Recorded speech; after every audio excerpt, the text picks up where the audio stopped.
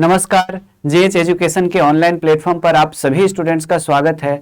Current affairs series 2022 जो हम लोग कर रहे हैं उसी के तहत आज हम लोग अक्टूबर 2022 के न्यूज़ को कवर करने वाले हैं। अभी तक आप लोगों ने जनवरी से लेकर के सितंबर 2022 पूरा कर लिया है और आप उम्मीद है कि आप लोगों ने इसे मल्टी टाइम रिवीजन भी कर लिया होगा। जो 12 तारीख को एग्जाम होने वाली है बीपीएससी की, उसको ध्यान में रखते हुए इसी क्रम में आपको पता है कि जब बीपीएससी 12 फरवरी को होने वाली है तो इस क्रम में जनवरी 2022 से लेकर के दिसंबर 2022 तक के न्यूज़ को हमें कवर करना है। और जो एग्जाम चूंकि जनवरी में डिसाइड हो गई थी फाइनल की फरवरी में एग्जाम होने वाली है, तो जनवरी में क्वेश्चन बन चुकी होगी ऐसा कि हम लोग उम्मीद करते हैं। तो जनवरी 2022 से लेकर के दिसंबर 2022 तक हम लोग कवर करना है और इसी क्रम में आज लेक्चर नंबर 10 है, यानी कि आज अक्टूबर 2022 के न्यूज़ को हम लोग पूरा करने वाले हैं। आप लोग को बता दूं कि जो जेएच एजुकेशन के चैनल को जो लोग ऐसे हैं जो क्लास को रेगुलर देख रहे हैं, हमें फॉलो कर रहे हैं, उन स्टूडेंट्स को बता दूं कि इस जितने भी लेक्चर्स होते हैं उन सभी के अभी तक जितने भी पीडीएफ है उसे अपलोड कर दिया गया है टेलीग्राम चैनल पे। तो आप टेलीग्राम से भी हम लोगों के साथ जुड़ सकते हैं। टेलीग्राम का लिंक ये है और इसको थोड़ा सा अगर मैं बड़ा करके दिखाऊं तो ये है जेएच एजुकेशन 1 करके है और इससे आप जुड़ करके आप पीडीएफ को प्राप्त कर सकते हैं जिससे आप मल्टी टाइम उसका रिवीजन कर सके। ठीक है, तो एक बार आप लोग सभी लोग सेशन को लाइक कर दीजिए और ऐसे स्टूडेंट जो रेगुलर हमसे जुड़े हुए और अभी तक सब्सक्राइब नहीं किया है तो आप लोग चैनल को सब्सक्राइब कर ले और कोशिश करें कि अपने मित्रों के साथ भी जो अभी 12 तारीख को एग्जाम देने जा रहे हैं उनके साथ आप शेयर करें। तो इसी क्रम में अक्टूबर 2022 हम लोग करने जा रहे हैं और अक्टूबर 2022 में देखते हैं कि आइए देखते हैं कि कौन कौन से ऐसे न्यूज है जो चर्चा में रहे और जिन न्यूज से एग्जाम में क्वेश्चन बनने की संभावना होगी। तो अक्टूबर 2022 में टोटल अगर देखें तो कौन कौन से ऐसे इंपॉर्टेंट न्यूज है, तो सबसे फर्स्ट जो न्यूज ये है कि which film actor has been declared by the election commission as its national icon on October 2022। October 2022 में निर्वाचन आयोग ने किस फिल्म अभिनेता को अक्टूबर 2022 में निर्वाचन आयोग ने किस फिल्म अभिनेता को नेशनल आइकॉन घोषित किया है। तो आप लोग को बता दूं कि हमारे चीफ इलेक्शन कमिश्नर है दीपक कुमार, उन्होंने क्या किया है, तो चीफ इलेक्शन कमिश्नर है दीपक कुमार, राजीव कुमार नाम है, तो राजीव कुमार, उन्होंने फिल्म अभिनेता जो कि बिहार के हैं, चूंकि इस क्वेश्चन को मैंने इसलिए लिया है क्योंकि बीपीएससी में इंपॉर्टेंट हो जाता है। इससे पहले फिल्म अभिनेता पंकज त्रिपाठी जो थे वो बिहार के आइकॉन थे। ठीक है, इलेक्शन कमीशन आइकॉन का जो काम होता है वो बेसिकली क्या होता है कि वोटिंग को लेकर के जो इलेक्शन में लोगों के जो मताधिकार होता है, ये किसी पार्टी के नहीं बल्कि ये चुनाव आयोग की तरफ से एक आइकॉन होते हैं जो लोगों को ज्यादा से ज्यादा इस मतदान के महाकुंभ में भागीदारी के लिए लोगों को प्रोत्साहित करते हैं। तो बिहार सरकार ने पहले इनको बिहार का आइकॉन बनाया था बिहार इलेक्शन में और अब जाकर के इनको नेशनल आइकॉन बनाया है। ये मतदाताओं को जागरूक करने और मतदाताओं को ज्यादा से ज्यादा जो लोकतंत्र की प्रक्रिया यानी जो चुनाव प्रक्रिया में है उसमें भागीदारी के लिए ये लोगों को प्रोत्साहित करेंगे। और इसी उद्देश्य के साथ चुनाव आयोग ने पंकज त्रिपाठी जिनका संबंध बिहार से है इनको नेशनल आइकॉन बनाया है। चुनाव आयोग ये देख लीजिए, पंकज त्रिपाठी आप लोग को पता होगा कई सारे फिल्म के अलावा कई सारे वेब सीरीज में भी ये फेमस रहे हैं। आपको पता होगा कई सारे वेब सीरीज में इनके एक्टिंग की सराहना की गई है। फिल्म अभिनेता है, इनको नेशनल आइकॉन बनाया गया है। दिल्ली में एक कार्यक्रम के दौरान जो चुनाव आयोग है, चुनाव आयोग के मुख्य चुनाव ये आयुक्त जो हैं जिनका नाम है राजीव कुमार, इनके द्वारा इन्हें आइकॉन डिक्लेयर किया गया है। और इससे पहले ये बिहार के आइकॉन थे। बेसिकली इनका संबंध भी बिहार के गोपालगंज डिस्ट्रिक्ट से है जैसा कि आपको पता होगा। और इनका जो काम होगा, इनका काम होगा making the voters of the country aware and telling about the importance of their vote among the public. आपको पता है कि कई राज्यों में जब आप देखेंगे चुनाव होता है या फिर विधानसभा के चुनाव होते हैं या फिर लोकसभा के, तो कई सारे लोग इसको छुट्टी के रूप में लेते हैं और कई लोग क्या करते हैं तो मतदान प्रक्रिया में भाग नहीं लेकर के लोग एक लंबी छुट्टी के लिए कहीं घूमने निकल जाते हैं या फिर उस दिन घर से ही नहीं निकलते, परिवार के साथ घर पे ही रहते हैं। तो लोकतंत्र में विश्व का सबसे बड़ा लोकतंत्र है भारत। आपको पता होगा चाइना की आबादी बहुत बड़ी, भले ही ये भारत से अधिक आबादी है, लेकिन लोकतंत्र की बात करें तो भारत में मतदाता के हिसाब से भी देखें तो, चूंकि चाइना में लोकतंत्र नहीं है, तो विश्व का सबसे बड़ा लोकतंत्र है। और यह सफल तभी हो सकता है जब सभी लोग अपने मताधिकारों का प्रयोग करें। तो इसी उद्देश्य को ध्यान में रखें, चूंकि इनका एक पब्लिक फेस है, एक सेलिब्रिटी है, तो इनके अवेयरनेस जो इनके द्वारा जो प्रचार किया जाएगा उसका आम लोगों पे, सामान्य लोगों पे इनका प्रभाव पड़ेगा। और इसी उद्देश्य के साथ, ठीक है, इसी उद्देश्य के साथ पंकज त्रिपाठी को बनाया गया है, चुनाव आयोग के द्वारा नेशनल आइकॉन डिक्लेयर किया गया। आगे यहां पे देख लीजिए, केंद्र सरकार द्वारा, क्वेश्चन नंबर 2 आपके सामने है, तो इसका आंसर पंकज त्रिपाठी था। अब देखिए नेक्स्ट क्वेश्चन क्या है कि केंद्र सरकार द्वारा अक्टूबर 2022 में, केंद्र सरकार द्वारा अक्टूबर 2022 में प्रारंभ किया गया युवा 2.0, ठीक है, ओ कहते हैं, हालांकि लिखते 0 है, तो युवा 2.0 क्या है? What is the Yuva 2.0 launched by central government in October 2022। तो आपको एक चीज बता दूं कि भारत सरकार के द्वारा युवा लेखकों के मार्गदर्शन के लिए, ठीक है, इसका जो आंसर है, इसका आंसर ए है।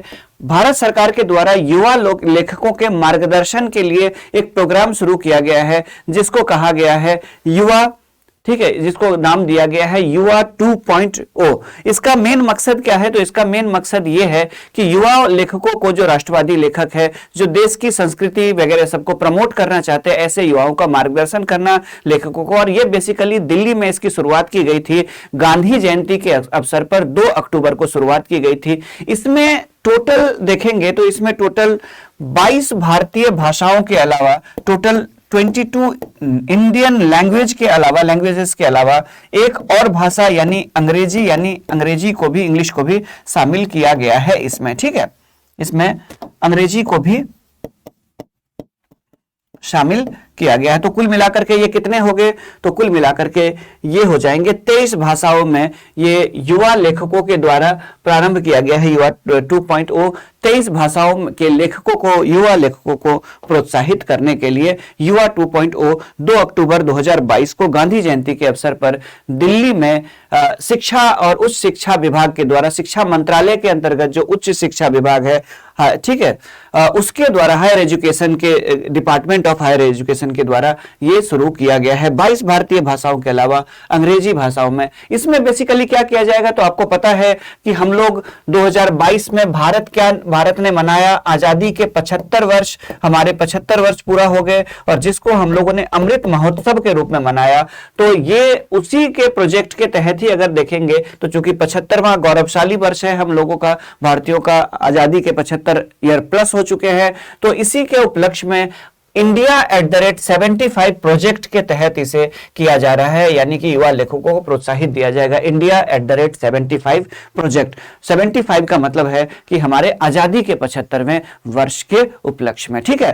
तो युवा क्या है? युवा 2.0 जो है वो युवा लेखकों को प्रोत्साहित करने से संबंधित है। आगे तो इसमें क्या किया जाएगा बेसिकली देख लीजिए, तो ये हेल्प करेगी, help in developing writers who can write on various topics to promote Indian heritage, मतलब ऐसे लेखकों को जो भारत के विरासतों को प्रमोट करेगी, नॉलेज सिस्टम को और भारत के कल्चर को प्रमोट करेगी अपनी लेखनी के द्वारा, न कि भारत को बदनाम करेंगे। ऐसे लेखकों को नहीं दिया जाएगा जो भारत को बदनाम करने वाले, बल्कि ऐसे लेखकों को जो अपने लेखनी के द्वारा भारत की जो गौरवशाली इतिहास है उनको बताएंगे, भारत के संस्कृति को प्रमोट करेंगे। और तो ऐसे लेखकों को भारत सरकार के द्वारा इस में शामिल किया गया, इस परियोजना में शामिल किया गया। आगे उसके बाद क्वेश्चन नंबर 3 आपके सामने है। क्वेश्चन नंबर 3 है कि समाजवादी पार्टी के संस्थापक मुलायम सिंह यादव, समाजवादी पार्टी के संस्थापक मुलायम सिंह यादव जिनका 10 अक्टूबर 2022 को निधन हो गया, ये केंद्र में किस विभाग के मंत्री रहे हैं? 4 यहां पे आपके सामने ऑप्शन है। Samajwadi party founder Mulayam Singh Yadav who passed away on 10 October 2022, he has been the minister of which department in the centre.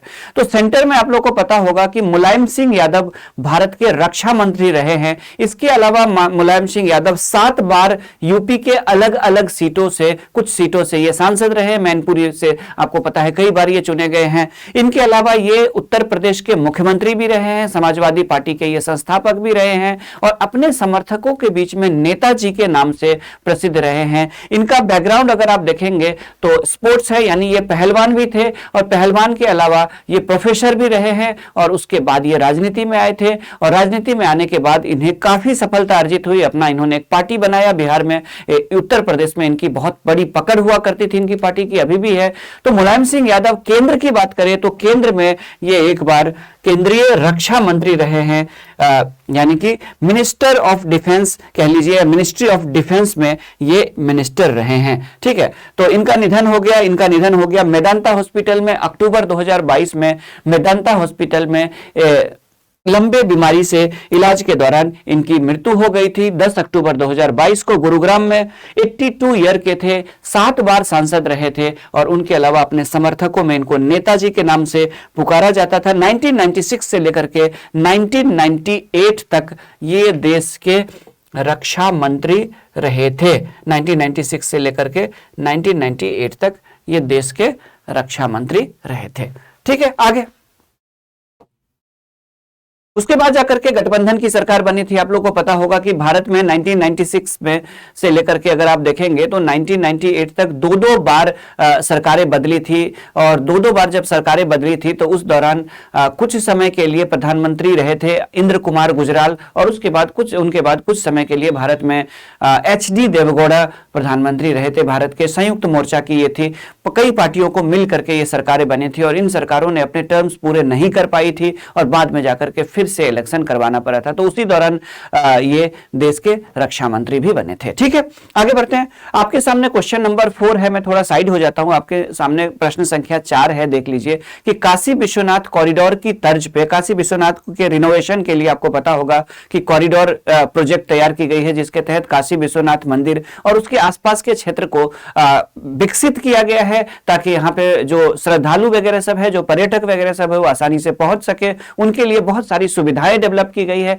तो इसी के तर्ज पे श्री महाकाल कॉरिडोर विकसित किया जा रहा है। तो यह पूछा जा रहा है कि श्री महाकाल कॉरिडोर विकसित किया जा रहा है तो कहां पे किया जा रहा है, यह आपके सामने क्वेश्चन है। तो ये उत्तर प्रदेश, उत्तराखंड, मध्य प्रदेश और राजस्थान। तो आपको पता होगा कि श्री महाकाल का मतलब होगा, सीधे सीधे आप देख लीजिए, तो श्री महाकाल कॉरिडोर को, तो इसका मतलब होगा कि महाकाल कहां पे है, तो आपको पता होगा कि उज्जैन में क्षिप्रा नदी के किनारे, उज्जैन शहर स्थित है क्षिप्रा नदी के किनारे और वहां पे भगवान शिव के 12 ज्योतिर्लिंगों में से एक श्री महाकाल है और उन्हीं के आसपास के क्षेत्र को, उसी क्षेत्र के आसपास के क्षेत्रों को पर्यटन क्षेत्र के साथ साथ टूरिस्टों के लिए बेहतर इंफ्रास्ट्रक्चर उपलब्ध कराने के लिए श्री महाकाल कॉरिडोर की शुरुआत की गई है। और ये इसका मतलब होगा कि चूंकि आपको पता होगा कि उज्जैन शहर जो है वो मध्य प्रदेश में क्षिप्रा नदी के किनारे है, तो इसीलिए इसका आंसर क्या होगा, तो इसका आंसर होगा मध्य प्रदेश। बाकी इसके बारे में अदर इंफॉर्मेशन देख लीजिए क्या क्या चीजें हैं।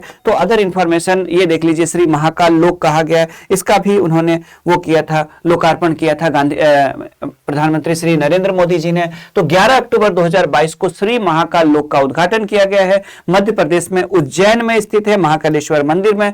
और उसके बाद जाकर के ये उन 12 ज्योतिर्लिंगों में से एक है जो सनातन परंपरा के तहत भगवान शिव के 12 ज्योतिर्लिंगों में से एक माने जाते हैं।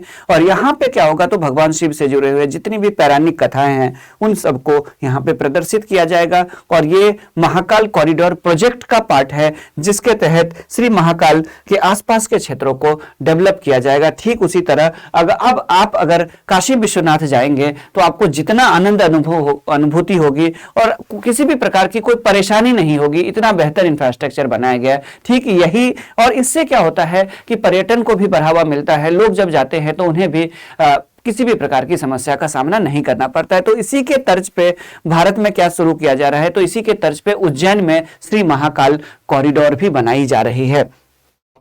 तो आगे बढ़ते हैं हम लोग, तो इसका आंसर होगा मध्य प्रदेश। आगे बढ़ते हैं क्वेश्चन, नेक्स्ट क्वेश्चन देख लीजिए। तो ये सारी चीजें एक दो इंफॉर्मेशन और जान लीजिए, 2023-24 में इसको पूरा किया जाना है। और फर्स्ट चरण जो होगा, इसका जो फर्स्ट स्टेज होगा, उसमें क्या क्या चीजें होंगी, तो महाकाल लोक, Harsiddhi temple, Char Dham temple, Rudra Sagar and Vikram Tila जैसे क्षेत्रों को का विकास किया जा रहा है। नेक्स्ट आगे बढ़ते हैं, क्वेश्चन नंबर 5 आपके सामने है। क्वेश्चन नंबर 5 ये है कि अंतरराष्ट्रीय मुद्रा कोष, ठीक है, अंतरराष्ट्रीय मुद्रा कोष, यहां से मैं थोड़ा सा साइड हो जाता हूं, देख लीजिए आप लोगों के सामने है कि अंतरराष्ट्रीय मुद्रा कोष द्वारा अक्टूबर 2022 में जारी वार्षिक वर्ल्ड इकोनॉमिक आउटलुक के अनुसार भारत का आर्थिक विकास दर कितना रहने वाला है। According to the annual report, according to the annual world economic outlook report release by international monetary fund, IMF के द्वारा जारी किया जाता है, आप लोगों को पता होगा, इन अक्टूबर 2022, चूंकि अक्टूबर का न्यूज है।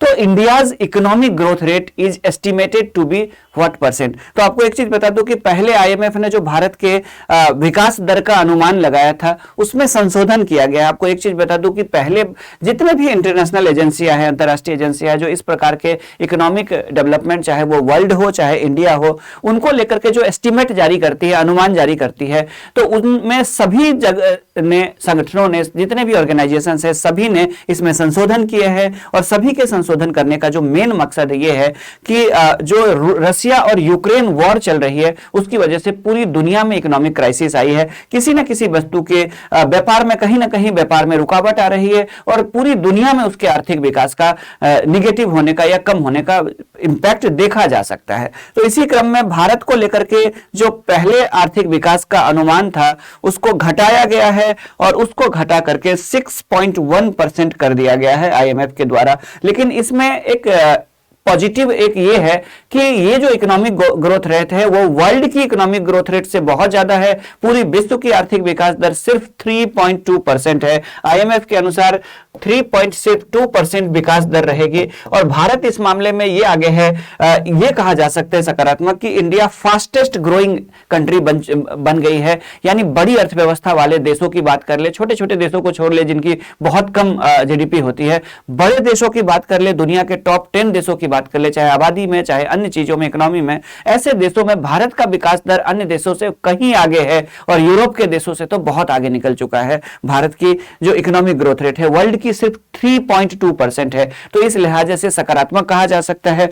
बाकी इसका डिटेल अगर आप लोगों को देखना है तो बाकी डिटेल आप लोग यहां पे देख सकते हैं। तो बाकी डिटेल ये है कि अपनी वार्षिक रिपोर्ट जारी की है अक्टूबर 2022 में और इस रिपोर्ट में मंदी का सीधा सीधा कहा गया है कि वर्ल्ड में जो मंदी पड़ रही है, रिसेशन आई है और उस रिसेशन की वजह से इकोनॉमिक ग्रोथ रेट पे इसका इंपैक्ट पड़ने वाला है और वर्ल्ड की जो इकोनॉमिक ग्रोथ रेट है वो 3.2% रहने वाली है, जबकि 2021 में वर्ल्ड में 6% के आसपास इकोनॉमिक ग्रोथ रेट रहा था। भारत का 6.1% रहेगा, जबकि देख लीजिए बड़ी इकोनॉमी जो है चाइना, उसका ओनली 4.4% रहेगी। तो कुल मिलाकर के अगर देखें तो भारत का 8.7 भले ही था भारत की, लेकिन पिछले बार रहा था, लेकिन इस बार 6.1 भले ही है, लेकिन उसे अच्छा माना जाएगा। और अब देख लीजिए इसका जो मेन रीजन है वो क्या है, तो मेन रीजन है कि जो रसिया यूक्रेन वॉर चल रही है उसकी वजह से पूरी दुनिया की इकोनॉमी पे इसका प्रभाव पड़ रहा है। साल में 2 बार प्रकाशित करता है, अप्रैल के महीने में और अक्टूबर। ये अक्टूबर वाला एस्टीमेट है और चूंकि फरवरी 2023 में आप लोगों के एग्जाम होने हैं, तो इसी को ध्यान में रखते हुए देखिए अगले संडे को आप लोगों की परीक्षा है, तो उसको ध्यान में रखते हुए ये 6.1% आप याद रखिएगा। आपको जैसा कि मैंने पहले भी बताया हुआ था कि बीपीएससी के एग्जाम में 1 साल के करंट अफेयर्स को करके जाना चाहिए। तो चूंकि जनवरी में क्वेश्चन पेपर आपकी बन चुकी होगी, तो इसीलिए आपको जनवरी 2022 से लेकर के दिसंबर 2022 तक कवर करना है। और इस क्रम में जो 80% 70% क्वेश्चन होते हैं वो ज्यादातर लास्ट 6 मंथ के होते हैं, ठीक है। तो उसी हिसाब से आप लोग को तैयारी करवाया जा रहा है और आप लोग को तो पूरे साल भर का मैं वैसे तैयार करवा दे रहा हूं। तो ये है वर्ल्ड का इकोनॉमिक ग्रोथ रेट, देख लीजिए एशिया का, इंडिया का देख लीजिए, चाइना का देख लीजिए। तो कुल मिलाकर के ये है। तो क्या होगा इसका, तो इसका आंसर आप लोग देख लीजिए, ये होगा 6.1%, यानी 6 सी है इसका आंसर। भारत के आर्थिक विकास दर का रहने का अनुमान है। आगे बढ़ते हैं, क्वेश्चन नंबर आपके सामने नेक्स्ट हम लोग ले लेते हैं। नेक्स्ट क्वेश्चन है कि केंद्र सरकार द्वारा प्रारंभ किए गए ठीक है। नेक्स्ट क्वेश्चन है कि केंद्र सरकार द्वारा प्रारंभ किए गए पीएम डिवाइन योजना का संबंध किस क्षेत्र से है? The PM DevINE scheme launched by central government is related to the development of which sector? कौन से क्षेत्र से संबंधित है पीएम डिवाइन योजना? तो यहां पे 4 ऑप्शन है, देख लीजिए। Science and technology, north east region यानी नॉर्थ ईस्ट रीजन का डेवलपमेंट, स्पोर्ट्स, और उसके बाद जाकर के है आइलैंड टेरिटोरी। तो आपको एक चीज बता दूं कि जो पीएम डिवाइन योजना है उसका संबंध नॉर्थ ईस्ट से है, यानी भारत के पूर्वोत्तर क्षेत्र के विकास से। आपको पता है कि पिछले कई दशकों से, जब से भारत आजाद हुआ है, तो भारत का जो ये 7 सिस्टर्स वाला इलाका है, इसको हम लोग 7 सिस्टर्स कहते हैं, नॉर्थ ईस्ट के इस एरिया को, आपको पता होगा। तो ये जो नॉर्थ ईस्ट का एरिया है जिसको हम लोग 7 सिस्टर्स के नाम से जानते हैं, इसमें अरुणाचल प्रदेश शामिल है, इसमें असम शामिल है, इसमें मेघालय शामिल है, इसमें नागालैंड शामिल है, इसमें मणिपुर शामिल है, मणिपुर के बाद जाकर के इसमें मिजोरम और त्रिपुरा। तो इन 7 को मिलाकर के 7 सिस्टर्स भी कहा जाता है। और ये एक जनजातीय क्षेत्र है, ज्यादातर मामलों में यहाँ पे जनजाति लोग रहते हैं, और इसमें पहुंचना भी आसान नहीं था क्योंकि सिर्फ एक पतला सा रास्ता जा रहा है जिससे चिकन नेक जिसको कहते हैं, इससे पहुंच सकते हैं। तो एक लंबे समय तक नॉर्थ ईस्ट के डेवलपमेंट पे ध्यान नहीं दिया गया था। तो प्रधानमंत्री श्री नरेंद्र मोदी जी के द्वारा व्यक्तिगत रूप से आपको पता होगा कि नॉर्थ ईस्ट के डेवलपमेंट में रुचि ली जा रही है। तो इसी के तहत नॉर्थ ईस्ट के ही डेवलपमेंट के लिए, नॉर्थ ईस्ट के लिए कैबिनेट ने अप्रूव किया है पीएम डिवाइन स्कीम। अब देख लीजिए, पीएम डिवाइन स्कीम की बात करें तो ये देख लीजिए, ये 100% सेंट्रल फंडिंग से, यानी 100% जो है वो केंद्र दिए वित्त प्रदत्त वाली योजना है, यानी 100% जो है वो केंद्र ही वहन करेगी इसके खर्च को। व्यक्तिगत रूप से रुचि ले रहे हैं, नॉर्थ ईस्ट के लोगों को भी इसका लाभ मिल रहा है, और वहां के लोग भावनात्मक रूप से भी अब उनको भारत के साथ जुड़ाव महसूस हो रहा है। एक लंबे समय तक उपेक्षित रहा था नॉर्थ ईस्ट, और अब जाकर के जब यहां पे डेवलपमेंट के वर्क हो रहे हैं तो एक अच्छा खासा रिस्पांस रहा है। वहां के लोगों को अब लग रहा है कि वास्तव में हम भारत से जुड़ पा रहे हैं। चलिए, तो इसमें देख लीजिए कि the union cabinet has approved the new scheme. Prime minister, देख लीजिए क्या है इसका नाम, prime minister development initiative for the north east region, prime minister development initiative for north east region, और इसी को शॉर्ट फॉर्म में नाम दिया गया है पीएम डिवाइन। ठीक है, इसी को नाम दिया गया पीएम डिवाइन। 2022-23 से लेकर के 2025-26 तक के लिए है, यानी कि वित्तीय वर्ष जो फाइनेंशियल ईयर है 2022-23 से लेकर के ये फाइनेंशियल ईयर 2025-26 तक है, और ये पूरी तरह से 100% सेंट्रली स्पॉन्सर्ड है, यानी इसमें राज्य को 5% भी नहीं देना है। इन 7 राज्यों को क्या करना है, नॉर्थ ईस्ट को, तो 100% जो है वो भारत सरकार के द्वारा ये दिया जाएगा, फंड दी जाएगी। और मेन जो बेसिकली इसका जो काम होगा वो होगा इंफ्रास्ट्रक्चर के कंस्ट्रक्शन, यानी इंफ्रास्ट्रक्चर, वहां पे सड़क बनाना, वहां पे अन्य चीजों का, पुलों का विकास करना, और अन्य चीजों का, सामाजिक विकास से जुड़ी हुई परियोजनाएं, उद्योग से जुड़ी हुई परियोजनाओं के लिए, और विशेषकर अगर बात करें तो युवा और महिलाओं के लिए यहां से रोजगार के अवसर भी प्रदान किया जाएगा इसके तहत।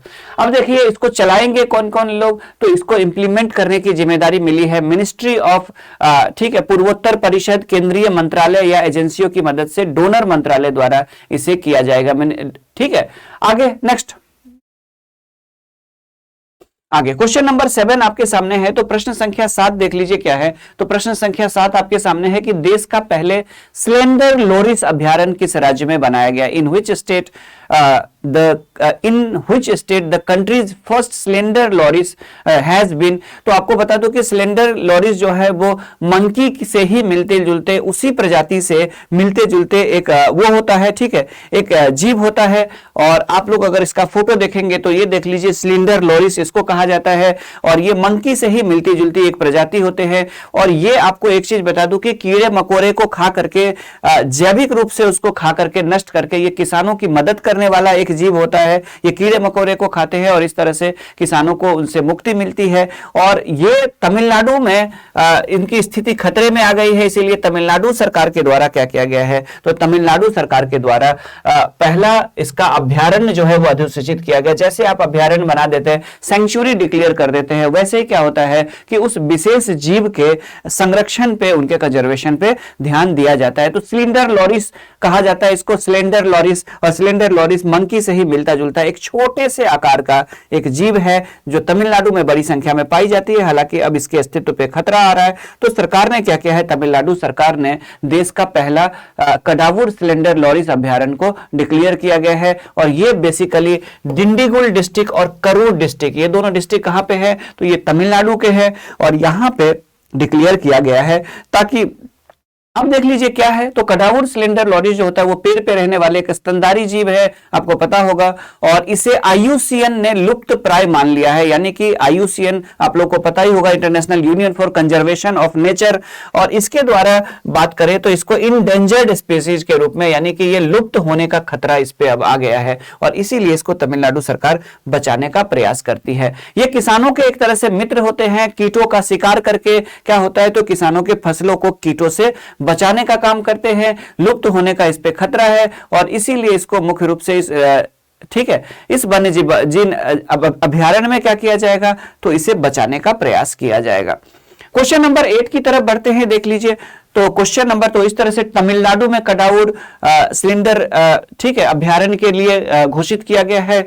कहां पे, तो तमिलनाडु में डिक्लेयर किया गया है। देख लीजिए आप लोग, एक बार मैं फिर से रिपीट कर देता हूं इसको, ठीक है। कडावुर सिलेंडर लॉरिस अभ्यारण्य तमिलनाडु में घोषित की गई है। और अब जाकर के क्वेश्चन नंबर आपके सामने 8 है। क्वेश्चन नंबर 8 आपके सामने ये है, देख लीजिए कि international association of horticulture producers, थोड़ा मैं साइड हो जाता हूं, इंटरनेशनल एसोसिएशन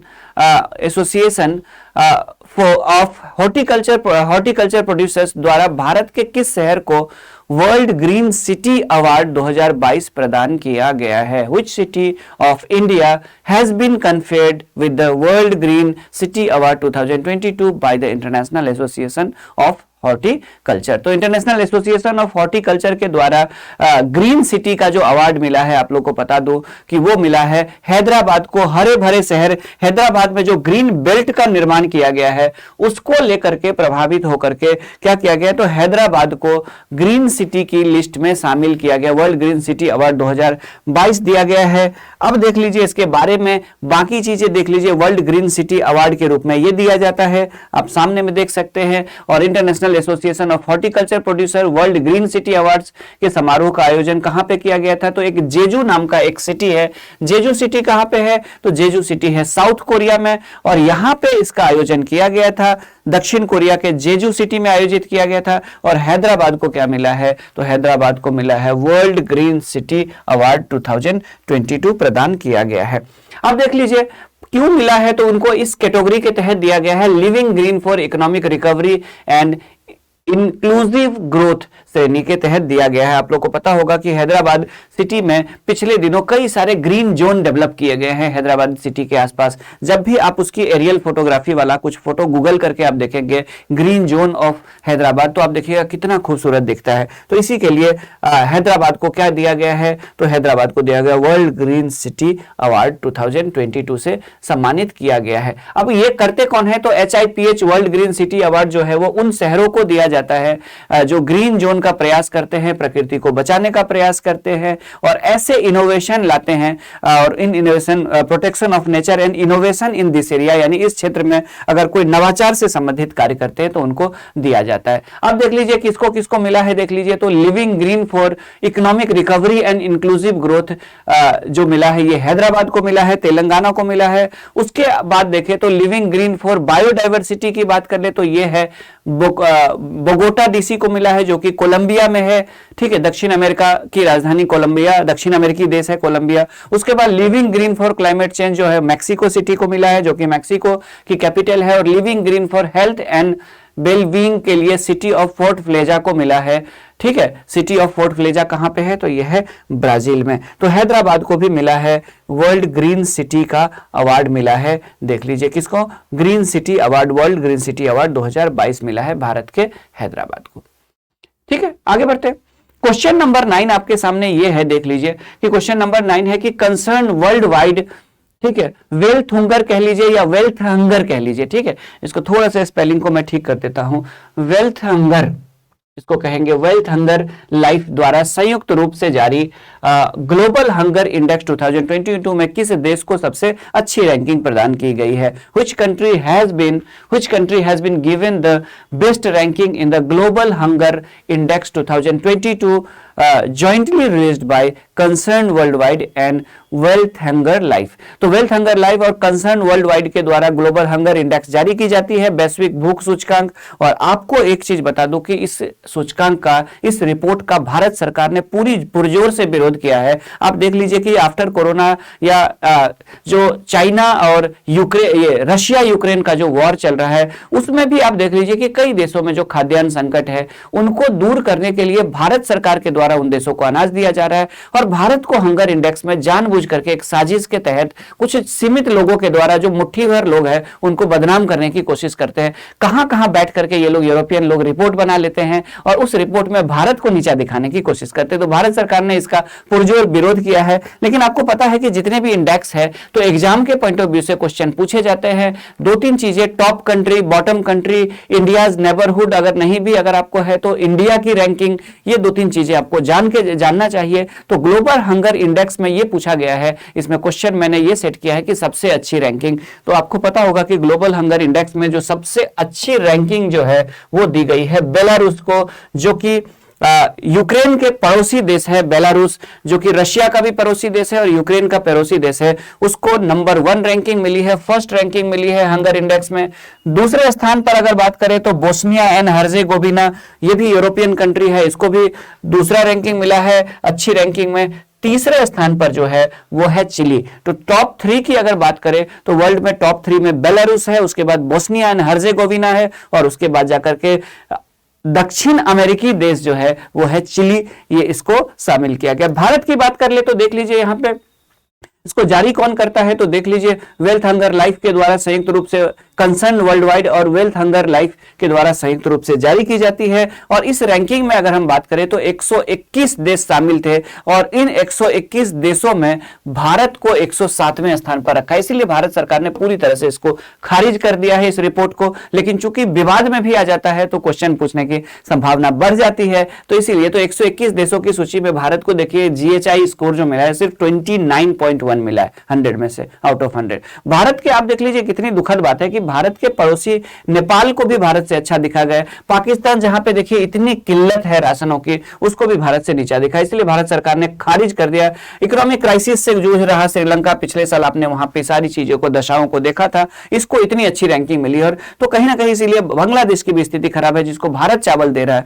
तो कुल मिलाकर के 107वां रैंकिंग है 121 देशों में, इसीलिए भारत ने इसका विरोध किया है। तो यहां पे क्या होगा, तो यहां पे ग्लोबल हंगर इंडेक्स में आपसे पूछेगा टॉप कंट्री, तो टॉप कंट्री होगी बेलारूस। टोटल कितने, तो 121 देश। भारत की रैंकिंग क्या, तो भारत की रैंकिंग 107 दी गई है इस इंडेक्स में, ठीक है। बाकी अगर इस इंडेक्स की बात करें तो 2000 ईस्वी से पब्लिश हो रहा है और इसमें जो है वो 4 प्रमुख आधार बनाए जाते हैं। किन किन चीजों को आधार बनाया जाता है देख लीजिए, तो बनाया जाता है अल्प पोषण, उसके बाद जाकर के चाइल्ड स्टंटिंग, उसके बाद जाकर के चाइल्ड वेस्टिंग और बाल मृत्यु दर, चाइल्ड मोर्टेलिटी, इन चारों को आधार बना करके ये इंडेक्स जारी किया जाता है।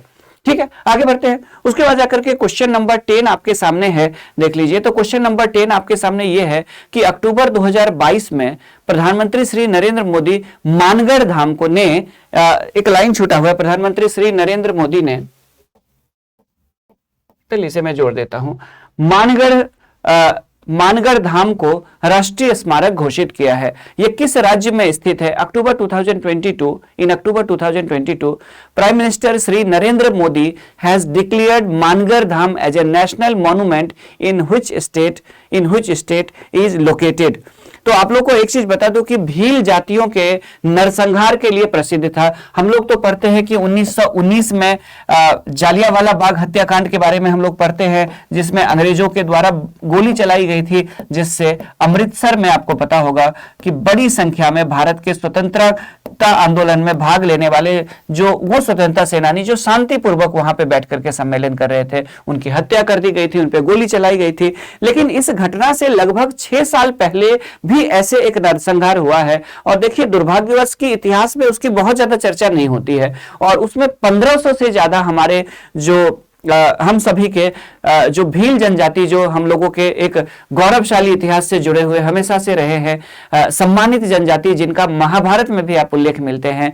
तो भारत के राष्ट्रीय आंदोलन में इतना बड़ा योगदान इन लोगों ने दिया था कि अंग्रेज इनसे इतने डर गए थे कि 1500 की संख्या में इनकी हत्या कर दी गई थी अंग्रेजों के द्वारा, यानी 1500 से अधिक हमारे जो भील जो महापुरुष है वो शहीद हो गए थे। तो ये कहां पे है? तो ये आप लोग को पता होगा कि राजस्थान के बांसवाड़ा जिले में है। राजस्थान के बांसवाड़ा जिले में आज भी भील जनजाति के लोगों के लिए एक तरह से देखें तो ये तीर्थ स्थल है। तो राजस्थान के बांसवाड़ा जिले में है और इसे प्रधानमंत्री श्री नरेंद्र मोदी जी ने अब जाकर के युवा पीढ़ियों को पता चल रहा है कि हमारे देश को आजादी ऐसे नहीं मिली, कई लोगों ने बलिदान दिए, उनके नाम भी हम जानते हैं, उनकी चर्चा होती है, किताबों में उनकी पढ़ाई होती है, लेकिन अभी भी कई हमारे महान स्वतंत्रता सेनानी है जिनका अभी तक नई पीढ़ी को पता भी नहीं है कि उनका क्या योगदान है। ठीक है, तो उन्हीं में से एक हमारे 1500 वो भील महापुरुष थे जिनका जो शहीद हो गए थे राजस्थान में 1913 में। तो राजस्थान के में ये देख लीजिए उनके स्मारक बनाए गए हैं और इसी जगह को कहा जाता है मानगढ़, जो कि राजस्थान के बांसवाड़ा जिले में है मानगढ़, और इसे ही अंत में अब जाकर के सम्मान मिला है प्रधानमंत्री श्री नरेंद्र मोदी जी के द्वारा और इस स्थान को राष्ट्रीय स्मारक घोषित किया गया है। 1913 को यह घटना हुई थी, ये दुखद घटना 17 नवंबर 1913 को हुई थी, जब 1500 से अधिक भील आदिवासी जो हम सभी के स्वतंत्रता सेनानी थे उनका नरसंहार कर दिया गया था इन अंग्रेजों के द्वारा। ठीक है, तो अब जाकर के उनको एक पहचान मिली है, सम्मान मिली है और युवा पीढ़ी को उनके बारे में जानने का मौका मिलेगा, उनसे प्रेरणा प्राप्त करेंगे। ठीक है, और उनसे अपने आप को अटैच कर पाएंगे, जो जरूरी है महापुरुषों से अपने आप को अटैच करना युवा पीढ़ियों के लिए। ठीक है, आगे बढ़ते हैं, क्वेश्चन नंबर 11 की तरफ बढ़ते हैं। तो इस तरह से मानगढ़ धाम कहां पे होगा? तो ये राजस्थान के बांसवाड़ा में होगी। अब क्वेश्चन नंबर 11 आपके सामने ये है कि विश्व बौद्धिक संपदा संगठन विपो द्वारा जारी नवाचार सूचकांक, ठीक है, 2022 में कौन सा देश कई वर्षों से शीर्ष स्थान पर बना हुआ है? Which country has topped the Global Innovation Index 2022 released by World Intellectual Property Organization WIPO, जो कि आपको पता होगा ठीक है जेनेवा में है for several years in a row। तो आपको एक चीज बता दूं कि पिछले 12 सालों से, ठीक है, पिछले 12 सालों से अगर बात करें, देखिए 132 देशों की इसमें रैंकिंग जारी की गई है विपो के द्वारा। ग्लोबल क्या कहते हैं इसको, ग्लोबल इनोवेशन इंडेक्स जारी की गई है 132 कंट्रियों का, और उसमें पिछले 12 साल से देखें, इसमें बेसिकली क्या किया जाता है इनोवेशन में, तो ज्यादा से ज्यादा आविष्कारों का पेटेंट करवाना। तो इस मामले में अगर आप देखेंगे तो स्विट्जरलैंड ग्लोबल इनोवेशन इंडेक्स में लगातार पिछले 12 साल से नंबर 1 पे बना हुआ है। छोटा सा कंट्री है लेकिन इतने इनोवेटिव लोग वहां पे होते हैं, आप समझ सकते हैं। कभी भी किसी विवाद में आप स्विट्जरलैंड को नहीं सुने होंगे कि स्विट्जरलैंड के किसी भी व्यक्ति ने कोई विवाद कर दिया, कुछ ऐसा किया। यहाँ के लोग अपने काम में लगे रहते हैं और इसीलिए काम में जब लगे रहते हैं तो इनोवेशन निकल के सामने आती है। तो स्विट्जरलैंड नंबर 1 पे है, पिछले 12 साल से नंबर 1 पे बना हुआ है। भारत की बात कर ले तो इन 132 देशों में भारत को जो रैंकिंग मिली है वो 40वीं रैंकिंग मिली है। और आपको एक चीज बता दो, इस इनोवेशन इंडेक्स में ये जो 40वीं रैंकिंग है, 40th जो रैंकिंग है, ये इंडिया का अब तक का बेस्ट स्कोर है, या यह कहे तो अब तक का बेस्ट परफॉर्मेंस रहा है इंडिया का। ठीक है, तो आपसे यह पूछ सकता है कि विश्व बौद्धिक संपदा संगठन द्वारा जारी वैश्विक नवाचार सूचकांक, बस या ये पूछ सकता है, मान के चलिए कि ग्लोबल इनोवेशन इंडेक्स में टॉप पे कौन है, शीर्ष पे कौन सा देश है, तो आपको पता होना चाहिए स्विट्जरलैंड है। और आपसे पूछेगा कि भारत की रैंकिंग कितनी है, तो भारत देख लीजिए छलांग लगाया है और भारत लगातार छलांग लगाता जा रहा है। और भारत देखिए यहां से पहुंचा है 81 स्थान पे था, उसके बाद फिर भारत 66 पे पहुंचा, 60 पे, फिर 57 पे, 52 पे, 48 पे, 46 पे, और अब भारत 40 पे पहुंचा है। तो निरंतर भारत जो है, भारत की रैंकिंग में सुधार हो रहा है, भारत में इनोवेशन हो रहा है, तो ये अच्छी बात है भारत के लिए। ठीक है, आगे नेक्स्ट। तो वैश्विक बौद्धिक संपदा संगठन द्वारा जो नवाचार सूचकांक जारी की गई है उसमें स्विट्जरलैंड लगातार 12वें वर्ष क्या है, तो स्विट्जरलैंड लगातार 12वें वर्ष जो है वो शीर्ष पर बना हुआ है। नेक्स्ट आगे बढ़ते हैं, क्वेश्चन नंबर नेक्स्ट हम लोग ले लेते हैं। यहाँ पे संयुक्त राज्य अमेरिका, स्वीडन, यूनाइटेड किंगडम, ये सब 3, 4, 5 पे स्थान पे है। और 132 देशों में भारत की रैंकिंग की अगर बात करें तो भारत 40वें स्थान पर है। आगे तो ये देख लीजिए आप लोग पूरा डिटेल में यहाँ पे। तो ये जारी कैसे किया जाता है, तो वैश्विक नवाचार सूचकांक देशों की क्षमता को देखा जाता है नवाचार में सफलता के आधार पर, यानी जो सक्सेस देखा जाता है इनोवेशन में। बेसिकली इसमें अगर बात करें तो देखा जाता है कि कितना नए नए आविष्कार के साथ इन लोगों ने पेटेंट करवाया है। इसमें क्या क्या चीजों को ध्यान में रखा जाता है, संस्थान, मानक पूंजी और मानव पूंजी और अनुसंधान, आधारभूत ढांचा, बाजार संरचना, व्यापार संरचना, ज्ञान, प्रौद्योगिकी, आउटपुट। तो कुल मिलाकर के इसमें अगर आप देखेंगे तो क्या क्या चीजें शामिल की जाती है, institutions, human capital, research, infrastructure, market structure, business structure, knowledge and technology, output, इन सभी के बेस पे ये रिपोर्ट बनाई जाती है। एक चीज और आप लोग को ध्यान रखना है, एक बार आप लोग को फिर से रिपीट कर दूं कि ऐसे स्टूडेंट जो अभी अभी जुड़े हैं या पहली क्लास से जुड़े हैं, तो आप लोग को एक चीज बता दूं कि ये ना सिर्फ 68th बीपीएससी के लिए, बल्कि वैसे स्टूडेंट जो 69th बीपीएससी की प्लानिंग कर रहे हैं तो उनकी भी संभावना है कि जून के आसपास उनकी एग्जाम हो सकती है। जून 2023 में 69वीं बीपीएससी होने की संभावना है, बहुत ज्यादा संभावना है, क्योंकि जिस हिसाब से बीपीएससी ने अपने कैलेंडर को एकदम से ठीक करने की कोशिश की है, तेजी से वो आगे बढ़ रही है, तो उस क्रम में हो सकता है कि जून में 69वीं बीपीएससी का भी आयोजन हो। तो अभी से आप लोग को तैयारी के लिए लगना चाहिए। तो ऐसे स्टूडेंट को मैं सलाह ये दूंगा कि अगर उनको करंट अफेयर्स करना है तो उनको भी लास्ट एक साल का करना चाहिए, यानी उनको क्या करना चाहिए, तो जून 2022 से लेकर के जो उनके अपने न्यूज है करंट अफेयर्स का, वो मई 2023 तक उनको कवर करके जाना चाहिए, ताकि जून के अगर लेट से एग्जाम हो तो मई 2023 तक का आपके पास कवर हो करके आप लोग जाए। तो जो 69वीं बीपीएससी कर रहे हैं उनको जून 2022 के जो हम लोगों के ये है क्या कहते हैं उसको, लेक्चर है, यानी लेक्चर नंबर 6 से आप जुड़ जाइए, ठीक है। उसको मल्टी टाइम रिवीजन कीजिए। आप लोग जेएच एजुकेशन 1 के नाम से जो टेलीग्राम चैनल जो है उससे भी जुड़ जाए, क्योंकि वहां पे आपको पीडीएफ मिल जाएगा, वहां से उन पीडीएफ को आप मल्टी टाइम रिवीजन कर सकते हैं। देख देख करके अगर उस पीडीएफ से अगर आप अपने कॉपी नोट करते हैं तो आपको आपके याद होने की संभावना और ज्यादा बढ़ जाएगी, यानी देख करके, सुन करके और उसके बाद जब आप उसको लिखते हैं तो याद होती है और वो एग्जाम में कंफ्यूजन क्रिएट नहीं करता है, ठीक है। तो ये आप लोग ध्यान रखिएगा। टेलीग्राम का जो चैनल है उसका मैं आप लोगों को लिंक भी बता देता हूं। उसका लिंक है जेएच एजुकेशन 1। इसे आप सर्च करिए टेलीग्राम पे तो ये आ जाएगा, जेएच एजुकेशन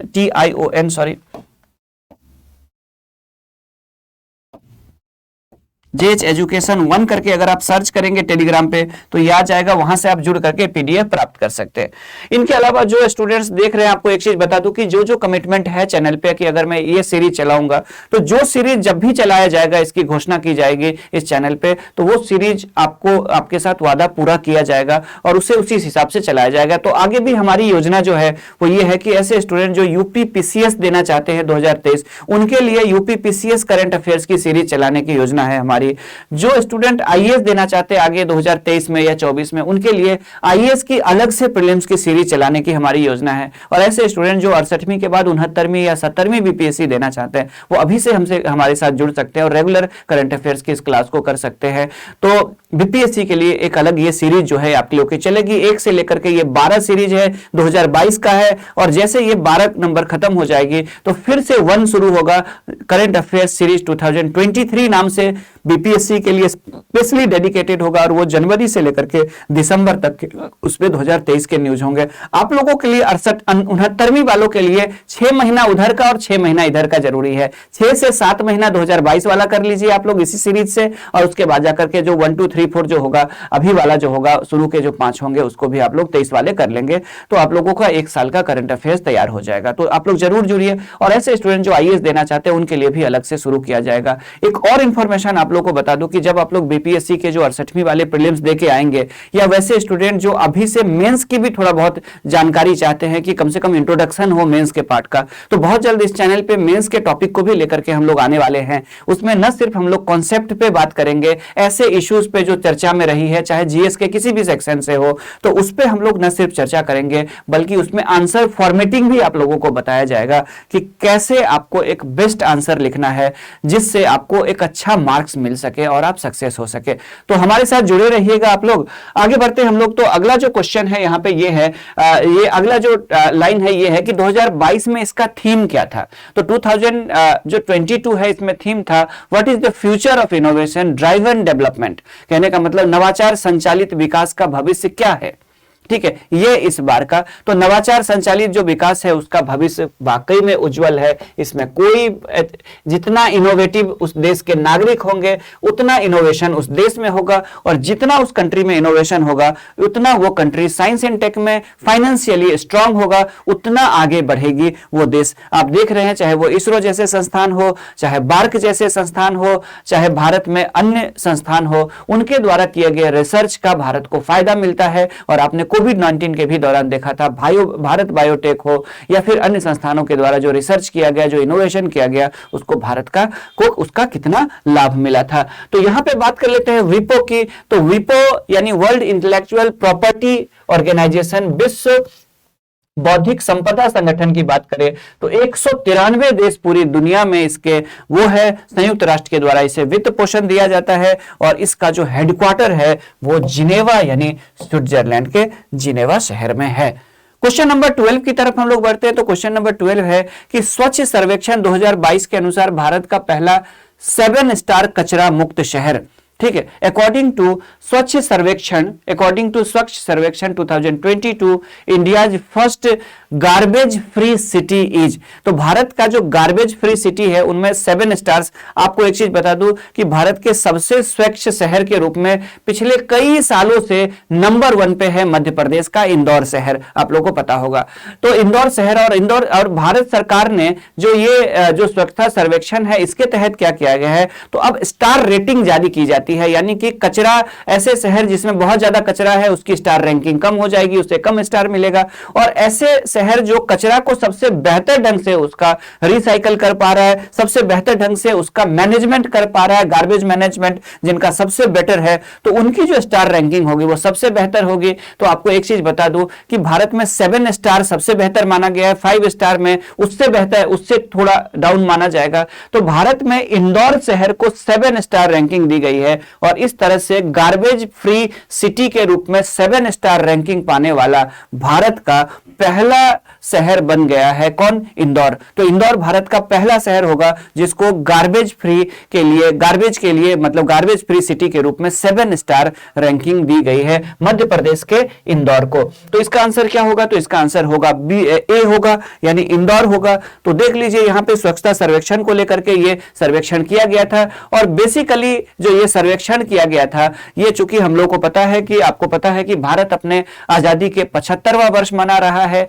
तो इसे आजादी का जो 75वां वर्ष है उसको हम लोग अमृत महोत्सव के रूप में मना रहे हैं। तो इसी अमृत महोत्सव के तहत आजादी @75, आजादी यानी 75 वर्ष हम लोग पूरा कर चुके हैं, तो आजादी @75 के तहत ये स्वच्छ सर्वेक्षण किए गए थे। हर बार किया जाता है तो नॉर्मल होता है, लेकिन इस बार विशेष था क्योंकि हम लोग आजादी के 75वें वर्ष को पूरा कर चुके हैं, तो इस बार नाम दिया गया था आजादी @75 स्वच्छ सर्वेक्षण। और इसके तहत जो है कई सारे शहरों को सम्मानित किया गया था। श्रीमती द्रौपदी मुर्मू जो भारत की हम लोगों की राष्ट्रपति है, तो उनके द्वारा सम्मानित किया गया था, और लगातार 6ठे वर्ष इंदौर सबसे स्वच्छ शहर रहा। और न सिर्फ सबसे स्वच्छ शहर रहा, बल्कि पहली बार इसे 7 स्टार कचरा मुक्त शहर माना गया है, डिक्लेयर किया गया है, और 7 स्टार पहली बार भारत में किसी शहर को मिला है, और वो मिला है इंदौर को।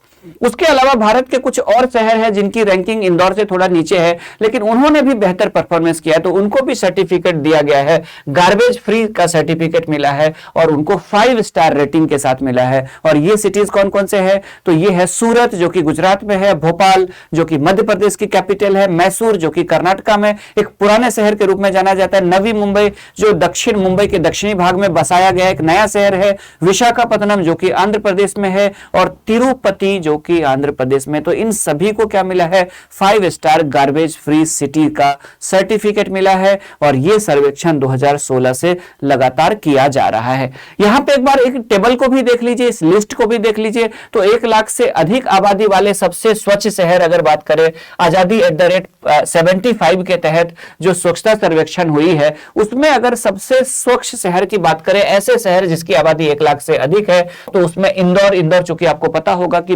मिलियन प्लस सिटी है, यानी 10 लाख से अधिक आबादी वाले शहरों में आता है। तो इंदौर को 1 लाख से अधिक आबादी वाले शहरों की कैटेगरी में क्लास 1 शहर जिसको कहा जाता है, उसमें इंदौर नंबर 1 पे है। और 1 लाख से कम आबादी वाले में महाराष्ट्र का एक पंचगनी नाम का शहर है, उसको मिला है। इसी तरह से गंगा नदी के किनारे किनारे जो शहर बसे हुए जिसको गंगा टाउन कहा जाता है, वो गंगा के किनारे, चाहे वो हरिद्वार से लेकर के कानपुर से लेकर के हल्दिया तक जो बसा हुआ है पश्चिम बंगाल तक, तो उनमें जो शहरों की रैंकिंग हुई है कि गंगा किनारे वाले शहरों में सबसे साफ कौन है, तो बेस्ट गंगा टाउन जो है वो हरिद्वार को माना गया है। हरिद्वार जो है वो साफ सफाई के मामले में, यानी गंगा के तट पर बसे हुए शहरों में सबसे स्वच्छ शहर का जो अवार्ड है उसको दिया गया है, बेस्ट गंगा टाउन के रूप में हरिद्वार को दिया गया है। इसमें बीपीएससी का मैं जब आप लोगों को बिहार स्पेशल पढ़ाऊंगा तो उसमें आप लोगों को बताऊंगा कि बेस्ट गंगा टाउन के रूप में जो पटना की रैंकिंग थी वो पहले तीसरे स्थान पर थी, लेकिन अब वो 6 स्थान और नीचे आ चुकी है।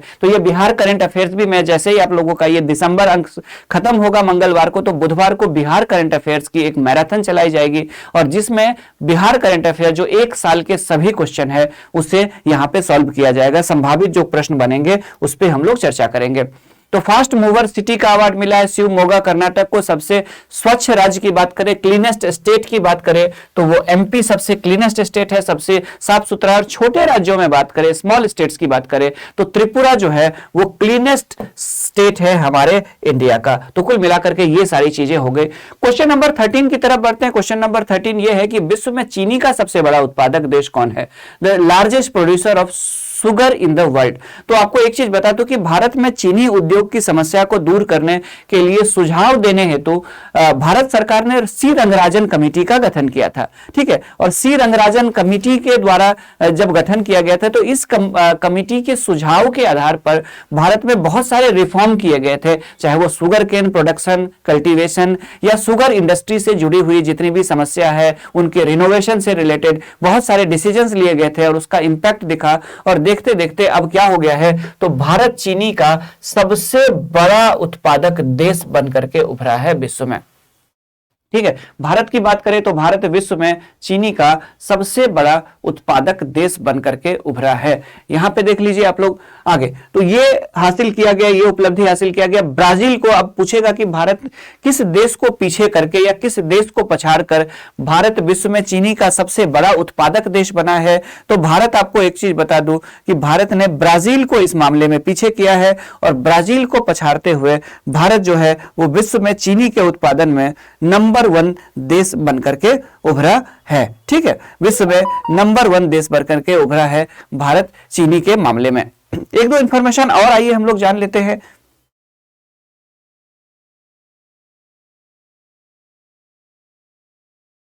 ठीक है, तो एक दो इंफॉर्मेशन क्या क्या है देख लीजिए। तो आपसे ये पूछ सकता है विश्व में चीनी का सबसे बड़ा उत्पादक, लार्जेस्ट शुगर प्रोड्यूसिंग कंट्री, तो largest sugar producing country is India. और उसके बाद पूछ सकता है कि largest sugar producing state in India. तो आपको बता दूं कि उत्तर प्रदेश सबसे बड़ा चीनी उत्पादक राज्य हुआ करता था, लेकिन बीच में उसकी रैंकिंग डाउन हुई है और अब भारत में फिर से महाराष्ट्र, फिर ठीक है, उत्तर प्रदेश और महाराष्ट्र के बीच में कई सालों से नेक टू नेक कंपटीशन चल रहा है। तो उसमें अगर देखें तो फिलहाल अगर अभी की बात करें, लेटेस्ट अगर आपसे एग्जाम में पूछेगा तो महाराष्ट्र जो है वो इंडिया में लार्जेस्ट क्या है, तो लार्जेस्ट फूड ये शुगर प्रोड्यूसिंग स्टेट के रूप में उभरा है। तो भारत ने ब्राजील को पीछे छोड़ते हुए चीनी का सबसे बड़ा उत्पादक बन गया है भारत। उसके बाद विश्व में दूसरा सबसे बड़ा निर्यातक भी है। अब सवाल है कि लार्जेस्ट प्रोड्यूसर तो है लेकिन लार्जेस्ट एक्सपोर्टर नहीं है। तो उसका रीजन यह है कि ब्राजील की पॉपुलेशन कम है, तो ब्राजील में क्या है, तो उसकी कंज्यूम कम, वो है कंजम्पशन कम है, उसकी खपत कम है, जबकि भारत में एक बड़ी आबादी है तो इसीलिए भारत में खपत ज्यादा है। इसीलिए भारत क्या है, सबसे बड़ा उत्पादक होने के बावजूद सबसे बड़ा निर्यातक नहीं है, क्योंकि भारत की जनसंख्या जो है वो अधिक है। ठीक है, आगे बढ़ते हैं। आप देख लीजिए आगे क्या क्या इंफॉर्मेशन जानना चाहिए। तो चीनी उद्योग के नियमन के लिए, उसके रेगुलेटिंग के लिए क्या किया गया था, रिकमेंडेशन देने के लिए, सुझाव देने के लिए 2012 में रंगराजन समिति बनी थी। उसके बाद से चीजों में सुधार आया है। ठीक है, और देख लीजिए यहाँ पे तो महाराष्ट्र इंडिया में नंबर 1 शुगर प्रोड्यूसिंग स्टेट बनकर के उभरा है। सेकेंड स्थान पर यूपी है और थर्ड स्थान पर साउथ इंडियन स्टेट यानी दक्षिण भारतीय जो राज्य है कर्नाटका, वो तीसरे स्थान पर है। ठीक है, तो एक बार आप लोग सभी स्टूडेंट सेशन को लाइक कर दीजिए, कमेंट भी कर सकते हैं अगर आपको कोई लगता है कि कुछ आपकी मांग है या इस चैनल में संबंधित कोई भी सुधार के लिए या किसी भी प्रकार से आप चाहते हैं कि हमें आपको जरूरत है, या फिर कहने का मतलब ये हुआ कि आपको लगता है कि कुछ और सेक्शंस इसमें शामिल किया जाना चाहिए, तो जो जैसा सुझाव है, आप जब तक अपने विचार नहीं रखेंगे तब तक हमें पता कैसे चलेगा। तो कहने का मतलब ये है कि आप लोग नीचे कमेंट में कोई सुझाव हो तो आप लोग जरूर उस सुझाव को लिख सकते हैं, उसका स्वागत करेंगे और प्रयास करेंगे कि आपके उस सुझाव को इंप्लीमेंट करें चैनल में। और तो एक बार आप लोग सेशन को लाइक कर दीजिए। और उसके अलावा आप लोग अगर ऐसे स्टूडेंट जो नन सब्सक्राइबर है, यानी जिन्होंने अभी तक जो लगातार देख तो रहे लेकिन अभी तक सब्सक्राइब नहीं किया है, तो आप लोग चैनल को सब्सक्राइब कर ले। इसके अलावा अगर ऐसे स्टूडेंट्स की बात करें, इसके अलावा जो स्टूडेंट हमें, ठीक है, हमें लगातार देख रहे हैं, फॉलो कर रहे हैं, तो वो चैनल को भी सब्सक्राइब कर ले और हमारे साथ टेलीग्राम से भी जुड़ जाए। अब नेक्स्ट क्वेश्चन की तरफ हम लोग बढ़ते हैं। प्रश्न देख लीजिए, अगला प्रश्न कौन सा है। तो अगला प्रश्न है कि प्रत्येक वर्ष अंतर्राष्ट्रीय बालिका दिवस मनाया जाता है, international day of the girl child, international day of the girl child is celebrated every year. अंतर्राष्ट्रीय बालिका दिवस, ठीक है, अंतर्राष्ट्रीय बालिका दिवस कब मनाया जाता है, ये क्वेश्चन नंबर 14 है आपका। तो क्वेश्चन नंबर 14 का आंसर होगा, यहां पे देखिए, तो 11 अक्टूबर को अंतर्राष्ट्रीय बालिका दिवस मनाया जाता है, पूरे विश्व में मनाया जाता है 11 अक्टूबर को। तो ये आप लोग को याद रहना चाहिए, 11 अक्टूबर को अंतर्राष्ट्रीय बालिका दिवस मनाया जाता है। और ये बेसिकली इस बार का थीम भी आप लोगों को पता होना चाहिए। इस बार का जो थीम है वो ये है कि our time is now, our rights our future, हमारा समय अभी है, हमारे अधिकार हमारा भविष्य, ये इस बार का थीम रखा गया है। और संयुक्त राष्ट्र महासभा ने 2011 में इसे घोषित किया था अंतर्राष्ट्रीय बालिका दिवस के रूप में मनाने के लिए। तो कुल मिलाकर के ये इंफॉर्मेशन है, 11 अक्टूबर आप लोगों को याद रहेगा।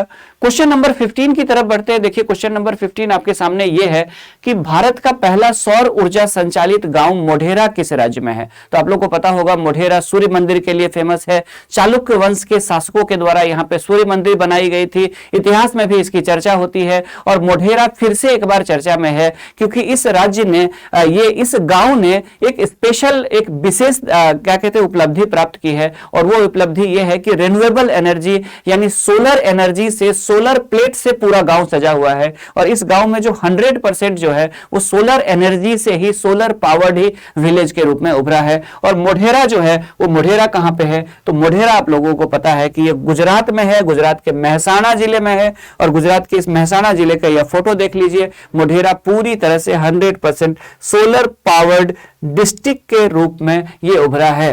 ठीक है, भारत सरकार के द्वारा से प्रधानमंत्री श्री नरेंद्र मोदी जी के द्वारा यह घोषित किया गया है। यह मेहसाणा जिले में मोढेरा है जो पूरी तरह से सौर ऊर्जा संचालित यानी सोलर पावर्ड एक विलेज के रूप में ये उभरा है।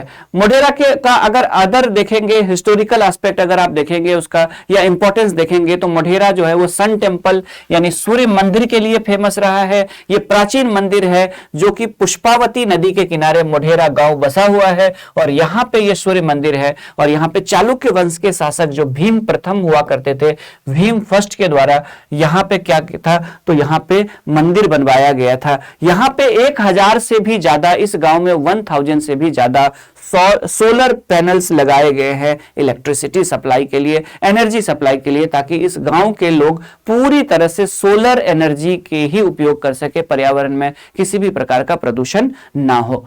ठीक है, तो आगे बढ़ते हैं हम लोग। क्वेश्चन नंबर 16 आपके सामने है कि वर्ल्ड वाइड फंड द्वारा, world wide fund for nature यानी WWF के रूप में फेमस है, आपको पता होगा, द्वारा जारी लिविंग प्लैनेट रिपोर्ट 2022 के अनुसार पिछले 50 वर्षों में दुनिया भर में स्तनधारियों, पक्षियों, उभयचर, सरीसृप और मछलियों की आबादी में कितने प्रतिशत तक की कमी आ गई है। According to the living planet report 2022 released by या published by the world wide fund for nature, by what percent of population mammals, amphibians, reptiles and fish has declined world wide in the last 50 year. तो पिछले 50 साल में अगर आप देखेंगे तो पिछले 50 साल में जो प्रजाति, विभिन्न प्रजातियां हैं, इन सभी प्रजातियों में चाहे स्तनधारी हो, सिर्फ मनुष्य की ही संख्या बढ़ रही है। दुनिया में वैसे जीव जंतुओं की संख्या बढ़ रही है जिनको मनुष्य की जिनको जरूरत है, जिनकी, ठीक है, उनकी संख्या बढ़ा रहे हैं। जैसे पोल्ट्री फार्म में मुर्गा मुर्गी पाल करके आर्टिफिशियल ढंग से उसको बढ़ा रहे हैं, या फिर इंसान अपनी आबादी बढ़ा रहा है। बाकी जीवों पे इतना ज्यादा संकट आ गया है मानव के इस आबादी की वजह से, इस अति विकास की वजह से, कि दुनिया में पिछले 50 साल में कहा जा रहा है कि 69% प्रजातियों का, ये जो सभी है पक्षी वगैरह सबसे लेकर के, इनके 69% इनमें कमी आ गई है। बहुत दुखद बात है, बहुत चिंताजनक बात है। 69% जो है वो इनकी आबादी, चाहे वो स्तनधारी हो, पक्षी हो, उभयचर हो, सरीसृप हो और मछली वगैरह सब हो, तो 69% इनकी पॉपुलेशन जो है वो कम हो गई है। बहुत ही चिंताजनक बात है। WWF के द्वारा लिविंग प्लैनेट रिपोर्ट जो 2022 पब्लिश की गई है उसके अकॉर्डिंग, तो ये बहुत दुखद बात है। वन्य जीव की आबादी में अगर बात करें तो 94% में सबसे अधिक जो गिरावट है, अगर बात करें तो सबसे ज्यादा 94% गिरावट आई है लैटिन अमेरिकी देश। तो लैटिन अमेरिका किसको कहा जाता है? तो मैक्सिको से लेकर के अर्जेंटीना तक जो दक्षिण अमेरिका और उत्तरी अमेरिका के देश है। उत्तरी अमेरिका में आ जाएगा कौन? तो मैक्सिको, और उसके बाद दक्षिण अमेरिका में अर्जेंटीना, सभी पूरा दक्षिण अमेरिका मिला करके और कैरेबियन इलाकों को मिला करके देखे तो यहाँ पे 94% जो है आबादी कम हो गई है जीव जंतुओं की। बहुत दुखद बात है ये और चिंताजनक है, बहुत ज्यादा चिंताजनक है। ठीक है, तो यहां पे देख लीजिए वर्ल्ड वाइड फंड की बात करें तो वर्ल्ड वाइड जो फंड जिसको WWF कहा जाता है, विश्व वन्य जीव कोष कहा जाता है, तो ये इसमें 100 से अधिक देशों में ये कार्य कर रहा है। वन्य जीवों के संरक्षण से जुड़े हुए, अवेयरनेस से जुड़े हुए काम को करता है। 1961 में ये बनी थी और इसकी जो हेडक्वार्टर है वो स्विट्जरलैंड में के एक शहर में, ग्लैंड नाम का एक सिटी है स्विट्जरलैंड में, जहां पे इसका क्या है, तो इसके जहां पे इसकी क्या है, मुख्यालय है, हेडक्वार्टर है। आगे बढ़ते हैं क्वेश्चन नंबर 17 की तरफ बढ़ते हैं हम लोग। प्रश्न संख्या 17 की तरफ बढ़ते हैं।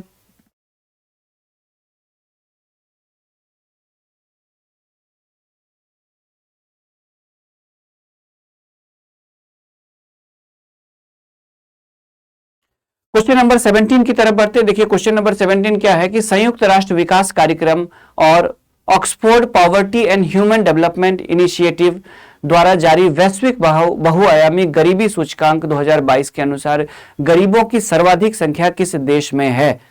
Which country has the highest number of poor as per Global Multidimensional Poverty Index 2022 released by United Nations Development Program? तो UNDP प्रोग्राम के द्वारा और Oxford poverty and human development initiative, ये दो संगठनों के द्वारा जो जारी की जाती है, संयुक्त राष्ट्र विकास कार्यक्रम और Oxford poverty and human development initiative के द्वारा जो बहुआयामी गरीबी सूचकांक जो जारी की जाती है, मल्टी डायमेंशनल पॉवर्टी इंडेक्स जो जारी की जाती है, वो 2022 में जो जारी की गई है, तो उसमें पूछा गया है कि दुनिया में सबसे अधिक संख्या में गरीब कहां पे है, दुनिया में सबसे ज्यादा गरीब विश्व में कहां पे है। तो आपको एक चीज बता दूं कि दुनिया में विश्व की दूसरी सबसे बड़ी आबादी भारत में है। चाइना ने पिछले दिनों आर्थिक विकास में के क्षेत्र में अच्छी प्रगति की है, भारत ने भी की है हालांकि, लेकिन भारत में अभी भी एक बड़ी संख्या में गरीबों का की संख्या, बड़ी आबादी जो है वो गरीबी के अंतर्गत है, गरीबी रेखा से नीचे है।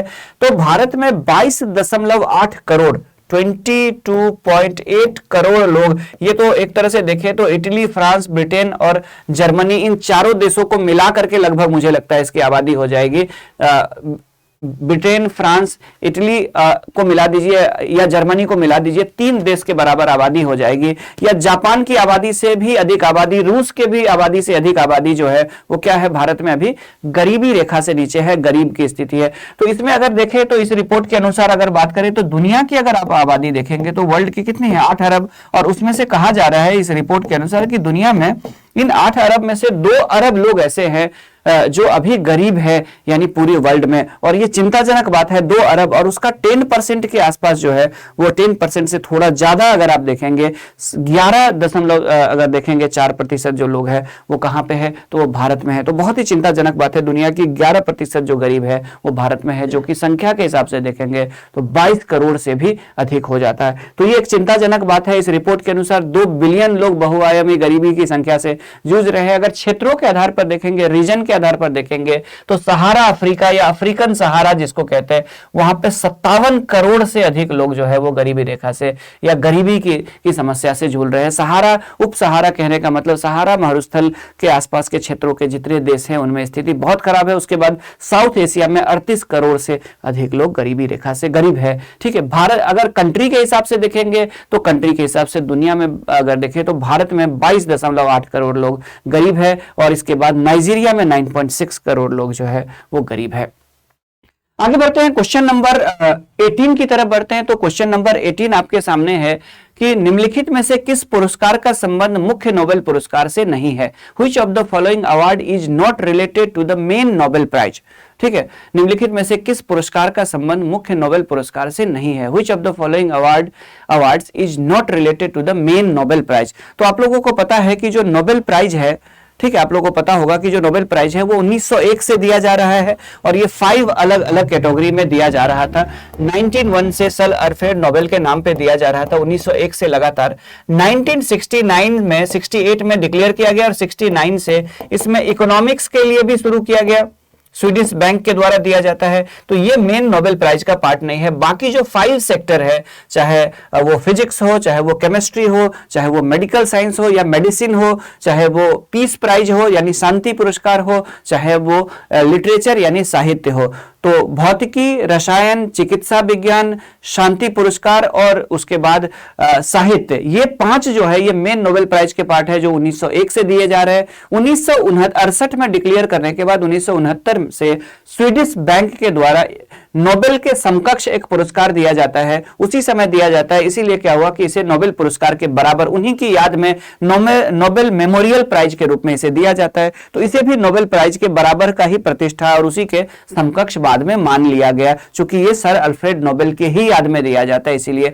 लेकिन ये मेन प्राइज का जो उनके वसीयत में था, उनके वसीयत के अकॉर्डिंग ये प्राइज नहीं है, और इसीलिए ये मेन नोबेल का पार्ट नहीं है। 1969 से इसकी शुरुआत की गई है। आपको पता होगा कि इसमें 2 भारतीय जो एनआरआई भारतीय है, जो भारत में रहने के बाद, भारत में जन्म लेने के बाद विदेश चले गए थे, अमेरिका चले गए थे, तो ऐसे 2 भारतीयों को नोबेल प्राइज मिल चुका है इकोनॉमिक्स में, और दोनों का संबंध पश्चिम बंगाल से, भारत के पश्चिम बंगाल से रहा है। ठीक है, अब इस क्वेश्चन को बनाने का जो मेरा मेन मकसद था वो ये था कि नोबेल प्राइज जो है वो अक्टूबर 2022 में नोबेल प्राइज डिक्लेयर किए गए हैं। तो अलग अलग क्षेत्र के अलग अलग लोगों को जो नोबेल प्राइज मिला है उसकी लिस्ट को एग्जाम से पहले आपको मल्टी टाइम रिवीजन करके जाना है, बार बार देख करके जाना है। तो इस क्वेश्चन को तो मैंने स्टैटिक क्वेश्चन को यहाँ पे शामिल कर लिया, लेकिन आगे जो है ये करंट के ही वो टेबल है जिसे आपको बार बार याद करना है। और करंट का जो वो टेबल है देख लीजिए क्या है। तो करंट का ये टेबल ये है कि नोबेल प्राइज को लेकर के कि नोबेल प्राइज विभिन्न क्षेत्रों में किसको किसको दिया है।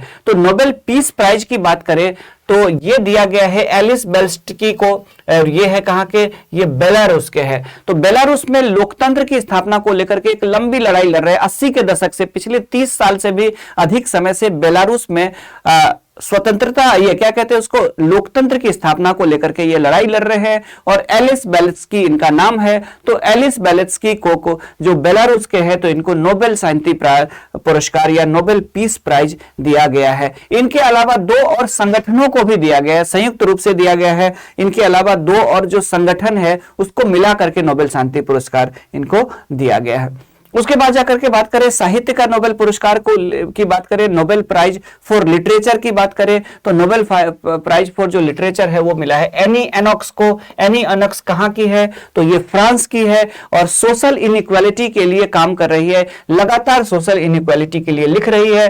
और इनका नाम है एनी एनॉक्स, फ्रांस की है, और इनको नोबेल का लिटरेचर प्राइज दिया गया है। नोबेल के केमिस्ट्री प्राइज की बात करें तो एनी एनॉक्स याद रहेगा, फ्रांस, नोबेल साहित्य पुरस्कार। रसायन का नोबेल पुरस्कार बात करें तो 3 व्यक्तियों को नोबेल प्राइज, इन केमिस्ट्री की बात करें तो 3 पीपल, और इनमें से 3 साइंटिस्ट में से 2 यूएसए के हैं। एक का नाम है कैरोलिन बार्टोजी, एक का नाम है क्या, तो कैरोलिन बार्टोजी, ये यूएसए के हैं। दूसरे का नाम है बैरी शार्पलेश, ये भी यूएसए के हैं। और उसके बाद जाकर के मॉर्टिन मेल्डल, तो मॉर्टिन मेल्डल की बात करें तो ये डेनमार्क के हैं। तीनों के तीनों को केमिस्ट्री के लिए मिला है। और इन्होंने क्या काम किया है, तो क्लिक केमिस्ट्री और बायो ऑर्थोगोनल केमिस्ट्री के क्षेत्र में के विकास के लिए इनको दिया गया है। Click chemistry and bio orthogonal chemistry के डेवलपमेंट के लिए इनको दिया गया। किनको, कैरोलिन बार्टोजी को, बैरी शार्पलेश को, और उसके बाद जाकर के मॉर्टिन मेल्डल को। 2 अमेरिका के हैं और 1 डेनमार्क के हैं। तो इनको केमिस्ट्री यानी रसायन शास्त्र के लिए मिला है। उसके बाद मेडिसिन के लिए देख लीजिए, तो मेडिसिन यानी चिकित्सा का नोबेल पुरस्कार की बात कर ले तो चिकित्सा का जो नोबेल पुरस्कार मिला है वो स्वीडन के स्वावंते पाइबो को मिला है। स्वावंते पाइबो इनका पूरा नाम है, ठीक है, तो इनको स्वांते पाइबो कह सकते हैं। और ये कहाँ के हैं, तो स्वांते पाइबो जो है या पाइबो जो है वो कहाँ के हैं, तो वो है स्वीडन के। और इनको क्यों दिया गया है, तो इनको दिया गया है ये पुरस्कार होमिनिन जो विलुप्त और जो मानव है, विलुप्त जो होमिनिन मानव है और मानव विकास के जो जीनोम है उससे संबंधित खोज के लिए दिया गया। कई सारे मानव जो है जो विलुप्त हो गए हैं, उनके स्केलेटन वगैरह सब जो प्राप्त होते हैं, तो उस पे ये जीनोम सीक्वेंसिंग को लेकर के और उससे रिलेटेड चीजों के बारे में वो अध्ययन करते हैं कि इस खास प्रकार के प्रजाति का क्यों लुप्त हो गया धरती से। इस चीज को जानने के लिए वो रिसर्च कर रहे हैं और उसके लिए वो डिफरेंट जो अलग अलग प्रजातियों के जो स्केलेटन प्राप्त होते हैं उस पर ये रिसर्च करते हैं। उनकी चूंकि बाकी तो जीवित अगर मृत्यु के बाद कुछ चीजें तो नहीं मिल सकती है, फॉसिल्स के रूप में मिलेगी या स्केलेटन के रूप में मिलेगी, यानी उनके कंकाल के रूप में या जीवाश्म के रूप में, तो उनसे ये जानने की कोशिश कर रहे हैं कि किसी मानव की किसी खास प्रजाति का क्यों विलोपन हो गया था इस धरती पे, और उसको लेकर के ये रिसर्च कर रहे हैं। और इनके लिए इनको मिला है, स्वाते पेम्बो को मिला है क्या, तो स्वाते पेम्बो को मिला है चिकित्सा का नोबेल पुरस्कार। आगे बढ़ते हैं, क्वेश्चन नंबर अगला देख लीजिए 5 नंबर। तो भौतिकी की बात करें, फिजिक्स की बात करें तो फिजिक्स में भी 3 साइंटिस्टों को मिला है संयुक्त रूप से, जिसमें से एक फ्रांस के है, एक यूएसए के और एक ऑस्ट्रेलिया के है। तो फ्रांस के कौन है, तो फ्रांस के है एस्पेक्ट, ठीक है, एलन एस्पेक्ट नाम है इनका, फ्रांस के है, इनको मिला है। जॉन ए क्लोजर जो है, तो जॉन ए क्लोजर कहाँ के है, ये अमेरिका के है। और एंटोल जिलिंगर जो है ये है ऑस्ट्रिया के, ऑस्ट्रिया यूरोपियन देश है, आपको पता होगा। तो एंटोल जिलिंगर जो है वो ऑस्ट्रिया के है। तो एलन एस्पेक्ट फ्रांस के हो जाएंगे। जॉन क्लासर, इसको लिख लिख करके आप लोग याद कर सकते हैं एग्जाम के लिए, ठीक है। जॉन ए क्लासर यूएसए के हैं और एंटोन जिलिंगर जो है वो ऑस्ट्रिया के हैं। इन तीनों को भौतिकी का नोबेल प्राइज दिया गया है। और इन्होंने काम क्या किया है, तो देख लीजिए, तो फोटॉन के प्रयोग के लिए बेल असमानताओं के उल्लंघन की स्थापना और अग्रणी क्वांटम सूचना विज्ञान। तो एक तरह से देखिए तो आने वाला जो फ्यूचर है वो क्या है, क्वांटम इंफॉर्मेशन साइंस का ही फ्यूचर है। आपको पता होगा आईटी सेक्टर में जो क्वांटम इंफॉर्मेशन साइंस है उसी का फ्यूचर है। तो फ्यूचर में इन्हीं चीजों को ध्यान में रखते हुए ये रिसर्च कर रहे हैं। तो इसके लिए इन तीनों वैज्ञानिकों को दिया गया है, एलन एस्पेक्ट को, जॉन ए क्लोजर को और एंटोल जिलिंगर को दिया गया है भौतिकी का, फिजिक्स का नोबेल प्राइज। इकोनॉमी का नोबेल प्राइज जैसा कि मैंने कहा कि 69 में इसे दिया गया, पहली बार दिया गया, 68 में इसे इंक्लूड किया गया था, हालांकि ये मेन नोबेल का पार्ट नहीं है। ये भी इकोनॉमी में 3 लोगों को दिया गया है। बेन बर्नानके को दिया गया है, बेन बर्नानके, उसके बाद जाकर के डगलस डायमंड को दिया गया और उसके बाद जाकर के फिलिप डियोगो को दिया गया। तीनों के तीनों अमेरिकी है, ठीक है। तो यहां पे मैंने उनके नेशंस नहीं लिखे हैं। बेन बर्नानके, डगलस डायमंड और फिलिप डाइविगो को मिला है। ये तीनों के तीनों अमेरिकन इकोनॉमिस्ट है। और इन्होंने बेसिकली क्या है कि जो वर्ल्ड में फाइनेंशियल जो वो चल रही है, क्राइसिस चल रही है, विश्व में जो वित्तीय संकट चल रहा है, जो फाइनेंशियल क्राइसिस चल रही है, उसमें बैंक की क्या भूमिका होगी समाज के विकास में, उसको लेकर के रिसर्च कर रहे हैं ये। और उस के लिए इन तीनों अमेरिकी शास्त्री को दिया गया। बेसिकली 68 में ये शुरू किया गया था इकोनॉमी का नोबेल प्राइज और 69 में दिया गया है, जैसा कि मैंने पहले भी आप लोगों को बताया था। तो अबाउट नोबेल प्राइज आप लोग जान लीजिए। नोबेल पुरस्कार को लेकर के जो इंफॉर्मेशन है वो आप लोगों को, उसके जो स्टैटिक पार्ट है वो जान लेना चाहिए। तो स्वीडन के केमिस्ट और इंजीनियर थे, स्वीडन के वैज्ञानिक थे थे, रसायन शास्त्री थे और उद्योगपति भी थे। यहाँ पे तो केमिस्ट एंड इंजीनियर लिखा हुआ है, एंड इंडस्ट्रियलिस्ट। तो ये जो आविष्कार करते थे उनका न सिर्फ इन्होंने पेटेंट करवाया बल्कि कई सारे आविष्कारों का व्यावसायिक उत्पादन किया, और उसी में से एक था डायनामाइट। डायनामाइट का इन्होंने आविष्कार करने के साथ साथ व्यावसायिक उत्पादन किया, और पूरे विश्व में उस समय मांग थी, क्योंकि वर्ल्ड में नए नए क्षेत्रों में इंफ्रास्ट्रक्चर बन रहे थे, नए नए खदानों की खोज हो रही थी जहां से मिनरल या खनिज निकालने के लिए डायनामाइट से विस्फोट करना पड़ता था। उस जमाने में बुलडोजर वगैरह सा या अन्य चीजें नहीं थी, तो उस समय विस्फोट के लिए इतना ज्यादा डायनामाइट की पूरी दुनिया में मांग थी कि इनके पास बहुत ज्यादा उस समय इकट्ठा हो गया संपत्ति, और इन्होंने बाद में अपनी वसीयत बनाई, और अपनी वसीयत बनाने के बाद उन्होंने क्या किया कि उसमें ये उल्लेख किया, और उन्हीं के उस जो संपत्ति है जो जमा है उसी के ब्याज से ये नोबेल प्राइज दिया जाता है, और ये प्रत्येक साल 10 दिसंबर को ये प्रदान किया जाता है। अक्टूबर में घोषित हो जाती है आमतौर पर, और दिसंबर में उनके जो बर्थडे है, उनकी जो जन्म दिवस है, उसमें ये प्रदान किया जाता है। इस फाउंडेशन को चूंकि उन्हीं की वसीयत से के आधार पर नोबेल फाउंडेशन बनी थी, उन्हीं की संपत्ति से जो वो छोड़ करके गए थे, और वर्तमान में ये 6 अलग अलग क्षेत्रों के लिए दिया जाता है। शुरू में फिजिक्स, केमिस्ट्री, मेडिसिन, लिटरेचर और पीस के लिए दिया जाता था, बाद में इसको 68 में इकोनॉमी को इंक्लूड कर लिया गया। शांति पुरस्कार की बात करें, पीस प्राइज की बात करें, तो वो नॉर्वे की कैपिटल, चूंकि ये दोनों देशों की इनको नागरिकता मिली हुई थी, तो नॉर्वे की कैपिटल ओस्लो में दिया जाता है शांति पुरस्कार, और बाकी पुरस्कार जो है वो दिया जाता है स्वीडन में। तो ये स्वीडिश साइंटिस्ट भी थे, नॉर्वे से भी इनका संबंध था, स्वीडन नॉर्वे दोनों से। तो शांति पुरस्कार दिया जाता है नॉर्वे की कैपिटल ओस्लो में, और जो उसके बाद जाकर के जो अदर प्राइज जो होते हैं, वो अन्य 5 जो प्राइज होते हैं वो दिए जाते हैं कहां पे, तो स्वीडन की कैपिटल स्टॉकहोम में दिया जाता है। बाकी ये सब चीजें नहीं पूछेगा इतना ज्यादा, जितना जरूरी नहीं है। जैसे अगर अब बात करें तो 10 मिलियन जो है वो स्वीडिश क्रोना धनराशि दी जाती है स्वर्ण पदक के साथ। तो ये सब चीजें उतना ज्यादा नहीं पूछा जाएगा आप लोगों से। चलिए आगे बढ़ते हैं क्वेश्चन नंबर 19 की तरफ। तो प्रश्न संख्या 19 आपके सामने यहाँ पे ये है, देख लीजिए कि प्रश्न संख्या 19 है कि एक राष्ट्र एक उर्वरक, ठीक है, वन नेशन वन फर्टिलाइजर के तहत देश में किस एकल ब्रांड नाम से उर्वरक को बेचे जाने की योजना है? अंडर व्हिच सिंगल ब्रांड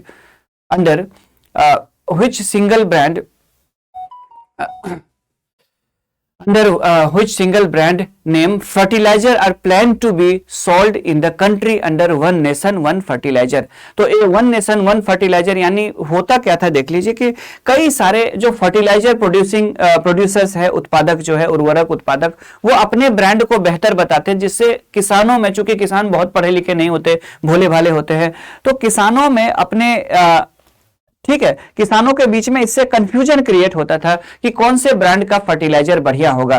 तो सरकार ने क्या किया कि सभी कंपनियों को सीधे सीधे स्पष्ट रूप से कह दिया गया कि आप सिंगल ब्रांड भारत नाम से बेचेंगे, ताकि बढ़ा चढ़ा करके कुछ लोगों के द्वारा अपने ब्रांड को ज्यादा बढ़ा चढ़ा करके पेश किया जाता था। भोले भले किसान इससे ठगे हुए महसूस करते थे और कंफ्यूजन भी क्रिएट होता था। तो इसी को दूर करने के लिए भारत नाम से अब क्या किया जाएगा, तो वन नेशन वन फर्टिलाइजर के तहत क्या होगा कि अब सभी जो फर्टिलाइजर के बैग्स होंगे, उनके पैकेट्स होंगे, उसमें ब्रांड नेम क्या लिखा होगा, तो उसमें ब्रांड नेम लिखा होगा भारत लिखा होगा, चाहे प्राइवेट कंपनियां बनाए चाहे सरकारी कंपनी बनाए। वन नेशन वन फर्टिलाइजर के तहत क्या होगा, तो इसे भारत ये सजेस्ट करने का एक दिया गया था, और इसका जो सजेशन आया वो क्या आया, तो इसका सजेशन आया भारत। ठीक है, तो भारत नाम रखा गया।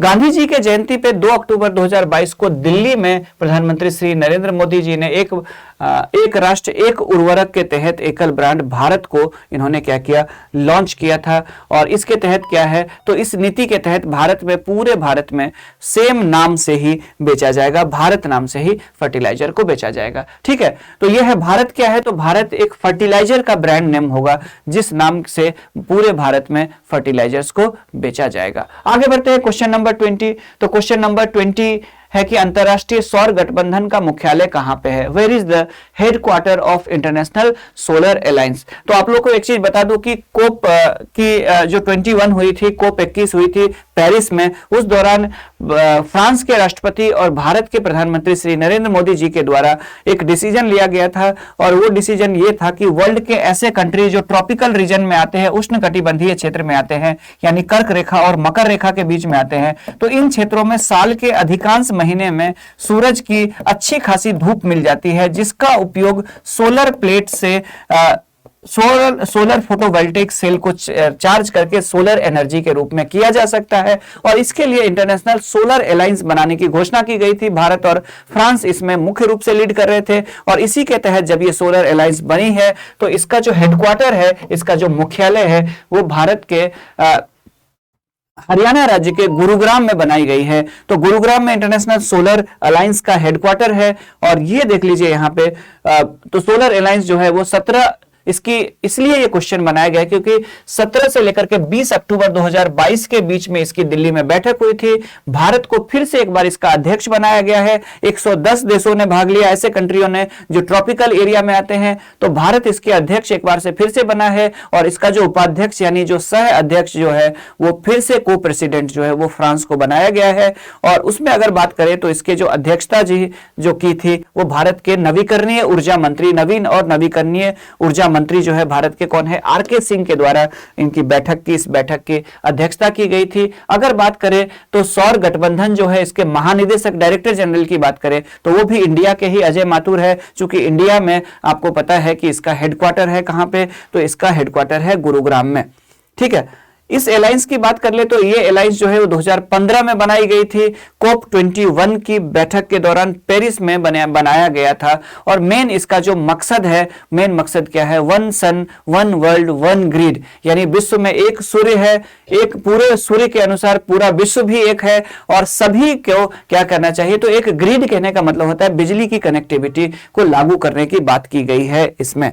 ठीक है, तो 2030 तक इन लोगों ने लक्ष्य बनाया है। और 2030 तक क्या लक्ष्य बनाया, तो $1 ट्रिलियन अमेरिकी डॉलर तक का इन्वेस्टमेंट किया जाएगा सोलर एनर्जी को प्रमोट करने के लिए, रिसर्च करने के लिए, डेवलप करने के लिए। $1 ट्रिलियन US इन्वेस्ट करने की योजना है इस अलायंस की।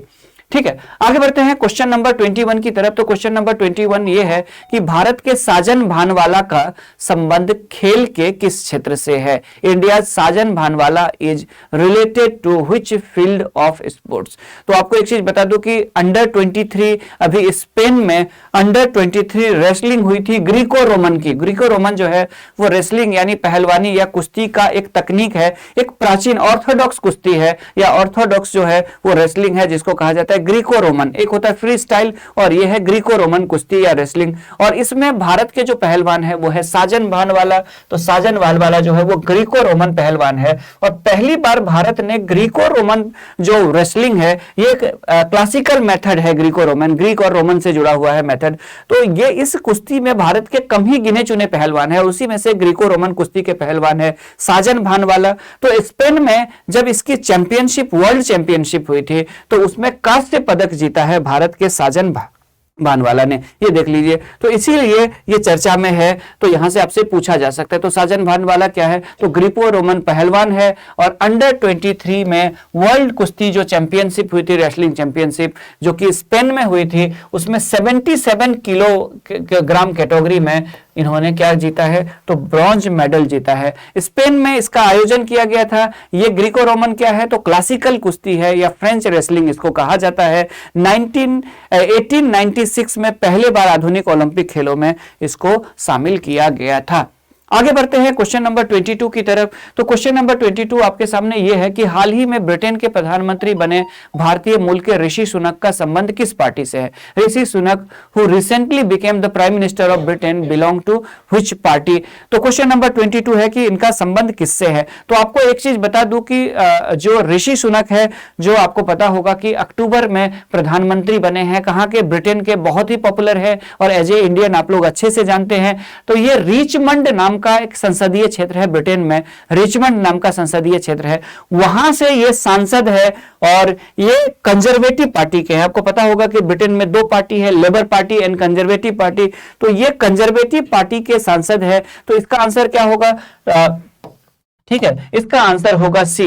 तो ये रिचमंड नाम का संसदीय क्षेत्र है, वहां से कंजर्वेटिव, वहां पे भी पार्लियामेंट ही कहा जाता है ब्रिटेन में, आपको पता होगा। तो वहां के कंजर्वेटिव पार्टी के ये सांसद है और इन्हें अंततः अब अक्टूबर में जाकर के इनको क्या बनाया गया है, तो इनको प्रधानमंत्री बनाया गया है। प्रधानमंत्री बनने के बाद देखिए 2015 से ही यहां से सांसद है। प्रधानमंत्री के बनने के बाद न सिर्फ ये पहले ब्रिटिश एशियाई प्रधानमंत्री है, यानी ऐसे प्राइम मिनिस्टर, ब्रिटेन के ऐसे प्राइम मिनिस्टर जो एशिया से जिसका संबंध रहा है। न सिर्फ बल्कि अभी तक जितने भी प्राइम मिनिस्टर वहां पे बने हैं सबके सब क्रिश्चियन थे, तो गैर क्रिश्चियन भी पहला प्रधानमंत्री है ये, और उनके अलावा ब्रिटेन में पहला हिंदू प्रधानमंत्री भी है। तो कुल मिलाकर के ऋषि सुनक जो है वो ब्रिटेन के प्रधानमंत्री बने हैं। हाँ, ये उनका जो पूरा का पूरा परिवार है वो पहले इंडिया से अफ्रीका गए थे, और अफ्रीका से माइग्रेंट होकर के ये फैमिली जो है वो ब्रिटेन में जाकर के बस गए थे, जहां पे साउथहैम्पटन में पंजाबी भारतीय मूल के, यानी पहले पंजाब से ये अफ्रीका गए थे इनकी फैमिली,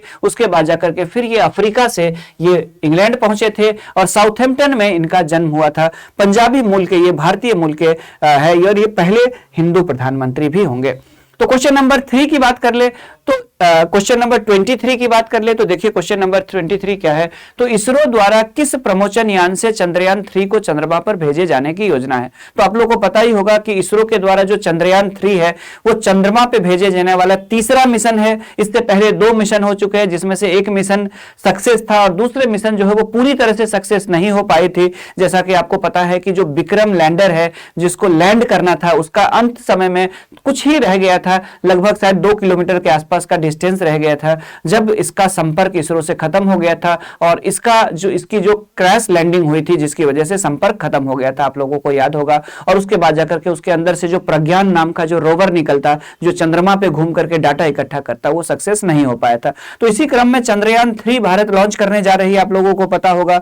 और चंद्रयान जो 3 है, क्वेश्चन नंबर यहां पे देखें 23 है, तो जो चंद्रयान 3 है वो भारत के द्वारा मार्क 3 नाम का जो रॉकेट है उससे लॉन्च किया जाएगा। और इसकी घोषणा जो है एस सोमनाथ जो कि इसरो के चेयरमैन है उनके द्वारा की गई है कि चंद्रयान 3 की को जो भेजा जाएगा वो भेजा जाएगा किससे, तो चंद्रयान 3 को भेजा जाएगा मार्क 3 नाम के लॉन्चर से, यानी मार्क 3 नाम के रॉकेट से इसे चंद्रमा के स्पेस पे, मून के स्पेस पे सरफेस पे भेजा जाएगा। तो चंद्रयान 3 जो है वो इसरो का तीसरा मून मिशन होगा। 1 और 2 में से 1 पूरी तरह से सक्सेस हुआ था और 2 जो है वो पूरी तरह से लैंडिंग जो उसका था वो नहीं हो पाया था। ऑर्बिटल मिशन जो है वो सक्सेस हुआ था चंद्रयान 2 का भी। तो जून 2023 में यानी इसी साल इसरो इसे लॉन्च करने की योजना बना रही है। मार्क 3 से इसको भेजा जाएगा। लॉन्चिंग व्हीकल मार्क 3, जिसको LVM कोड नेम इसका LVM है, लॉन्चिंग व्हीकल मार्क 3 इसका नाम है।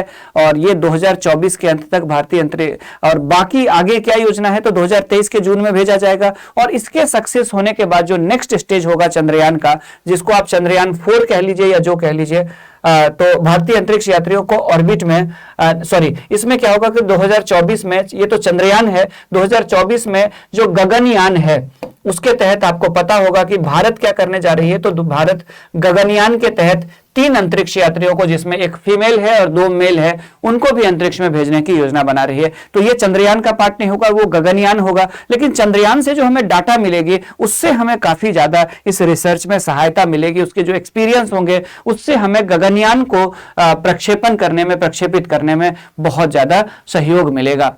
आगे बढ़ते हैं हम लोग, तो मार्क 3 है इसका नाम। आगे बढ़ते हैं, क्वेश्चन नंबर 24 है कि भारत का पहला एक्वा पार्क किस राज्य में स्थापित किया जा रहा है। India first aqua park is being set up in which state. तो आपको एक चीज बता दूं कि भारत में जो एक्वा पार्क है यानी जलीय जीव का जो पार्क है वो भारत का पहला जो है वो अरुणाचल प्रदेश में बनाए जाने की योजना है, स्थापित किए जाने की योजना है, स्थापित किया जा रहा है। और ये भारत का पहला एक्वा पार्क होगा, यानी जलीय जीव को यहाँ पे दिखाया जाएगा, प्रदर्शित किया जाएगा, संरक्षित किया जाएगा। और ये कहां पे होगा तो लोअर सुबनसिरी डिस्ट्रिक्ट। सुबनसिरी एक नदी का नाम है जो कि ब्रह्मपुत्र की ट्रिब्यूटरी है, उसी के नाम पे अरुणाचल प्रदेश में एक जिले का नाम भी है लोअर सुबनसिरी। तो वहीं पे क्या है कि उसी डिस्ट्रिक्ट में एक्वा पार्क स्थापित किया जाएगा जो कि भारत का पहला एक्वा पार्क होगा। अलग अलग प्रकार के जीवों को यहां पे संरक्षित किया जाएगा। आगे बढ़ते हैं क्वेश्चन नंबर 25 की तरफ। तो क्वेश्चन नंबर 25 यानी आज का लास्ट क्वेश्चन है ये। तो आज का लास्ट क्वेश्चन देख लीजिए क्या है कि मेक इन इंडिया के तहत यूरोप की विमानन कंपनी एयरबस आप लोगों को पता है कि यात्री विमान बनाने वाली एक कंपनी है जिसको कहते हैं हम लोग एयरबस, और टाटा एडवांस सिस्टम TASL भारतीय वायुसेना के लिए C295 परिवहन विमान बना रही है। इसका संयंत्र भारत में कहां स्थापित किया जाएगा। ठीक है, 1 मिनट, इसका कहां पे स्थापित किया जाएगा ये क्वेश्चन है।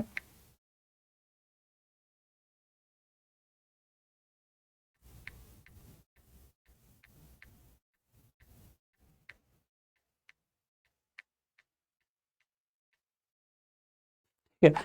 तो लास्ट क्वेश्चन है आज का ये कि मेक इन इंडिया के तहत यूरोप के विमानन कंपनी एयरबस और टाटा एडवांस सिस्टम भारतीय वायुसेना के लिए C295 परिवहन विमान बनाएगी। इसका संयंत्र भारत में कहां स्थापित किया गया है? Under make in India European airlines Airbus Tata and advance system. तो टाटा कंपनी के द्वारा और एयरबस के द्वारा मिल करके जो परिवहन विमान है, यात्री विमान है, जिसमें जो किसके लिए बनाया जाएगा? तो ये वायुसेना के लिए, एयरफोर्स के जो जवान होंगे उनको ले जाने के लिए। फाइटर प्लेन नहीं है, बल्कि ये क्या होगा? तो ये पैसेंजर प्लेन होगी और जिसका उपयोग एयरफोर्स के जवानों के द्वारा, एयरफोर्स के द्वारा किया जाएगा।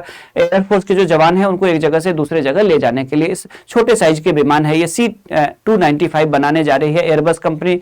और इसके लिए क्या है कि भारत में बड़ोदरा में इसका प्लांट स्थापित किया जाएगा। टाटा के और एयरबस दोनों मिलकर के C295 जो है वो विमान बनाने जा रही है। और ये स्थापित कहां पे किया जाएगा? तो ये बड़ोदरा में इस प्लांट की स्थापना की जाएगी। C295 ये विमान है, आप लोगों को पता होगा। आगे तो प्रधानमंत्री, अक्टूबर का न्यूज है, प्रधानमंत्री श्री नरेंद्र मोदी जी के द्वारा 30 अक्टूबर को बड़ोदरा में इस संयंत्र की आधारशिला रखी गई थी। मेक इन इंडिया पहल के तहत भारत में ही बनाने की बात की गई है और इसीलिए इसको भारत में ही बनाने के लिए इसको स्थापित किया गया है। आगे तो कुल मिलाकर के अगर देखें तो कुल मिलाकर के ये सारा का सारा आपका न्यूज था। ये आपका न्यूज हो गया कौन से मंथ का? तो ये अक्टूबर मंथ का आप लोगों का न्यूज हो गया। अगले महीने अगले जो क्लास होगी, कल ही कोशिश करेंगे कि क्लास लेने की आप लोगों की, और कल के क्लास में हम लोग नवंबर 2022 कवर करेंगे। कहने का मतलब ये हुआ कि हाँ, नवंबर 2022 हम लोग कवर करने की कोशिश करेंगे। तो एक बार आप लोग सेशन को लाइक कर दीजिए, चैनल को भी आप लोग सब्सक्राइब कर लीजिए और जो इसका पीडीएफ है वो भी बहुत जल्द कल तक अपलोड हो जाएगी। आज रात तक सितंबर 2022 का जो पीडीएफ है, जो पिछला वाला लेक्चर नंबर 9 है, उसमें कुछ करेक्शन है, उसको दूर करके उसको अपलोड कर दिया जाएगा। तो आप लोग एक बार सेशन को लाइक कर दीजिए और पीडीएफ ऐसे स्टूडेंट जो अभी तक टेलीग्राम से नहीं जुड़े हैं, ऐसे सब्सक्राइबर, तो आप लोग को बता दूं कि JH एजुकेशन 1 जो कि चैनल का भी नाम है, इसी नाम से टेलीग्राम चैनल भी है जहां पे आपको पीडीएफ अवेलेबल है। तो वहां पे भी आप जुड़ सकते हैं हमारे साथ। इंस्टाग्राम पे भी JH एजुकेशन 1 के ही नाम से इंस्टाग्राम पे भी आप आईडी है, तो वहां पे भी आप जुड़ सकते हैं फ्यूचर में। वहां पे भी आपको बहुत सारे इंफॉर्मेशन मिल जाएंगे। तो आप सभी स्टूडेंट्स को धन्यवाद, आप लोगों ने जितना प्यार दिया है, सराहा है इस सेशन को और जिस तरह से जुड़े रहे हैं। हमारी भी आशा है कि आप लोग अच्छे से 68 बीपीएससी दे पाए और उसमें एक छोटा सा सहयोग जो है वो हमारे इस यूट्यूब चैनल का भी रहे। इसीलिए आगे आप लोगों के बिहार करंट अफेयर्स भी कराए जाएंगे। जैसे नवंबर और दिसंबर मंथ कंप्लीट हो जाएगी अगले 2 दिन के ही अंदर, तो अगला जो तीसरा दिन होगा उसमें बिहार करंट अफेयर्स को लेकर के हम लोग आने वाले हैं। तो आप लोग एक बार सेशन को लाइक कर दीजिए, शेयर कर दीजिए अपने मित्रों के साथ, और उसके अलावा जो ऐसे स्टूडेंट जिन्होंने अभी तक सब्सक्राइब नहीं किया है तो आप लोग सब्सक्राइब कर दें। धन्यवाद सभी को जुड़ने के लिए। Thank you, have a nice day.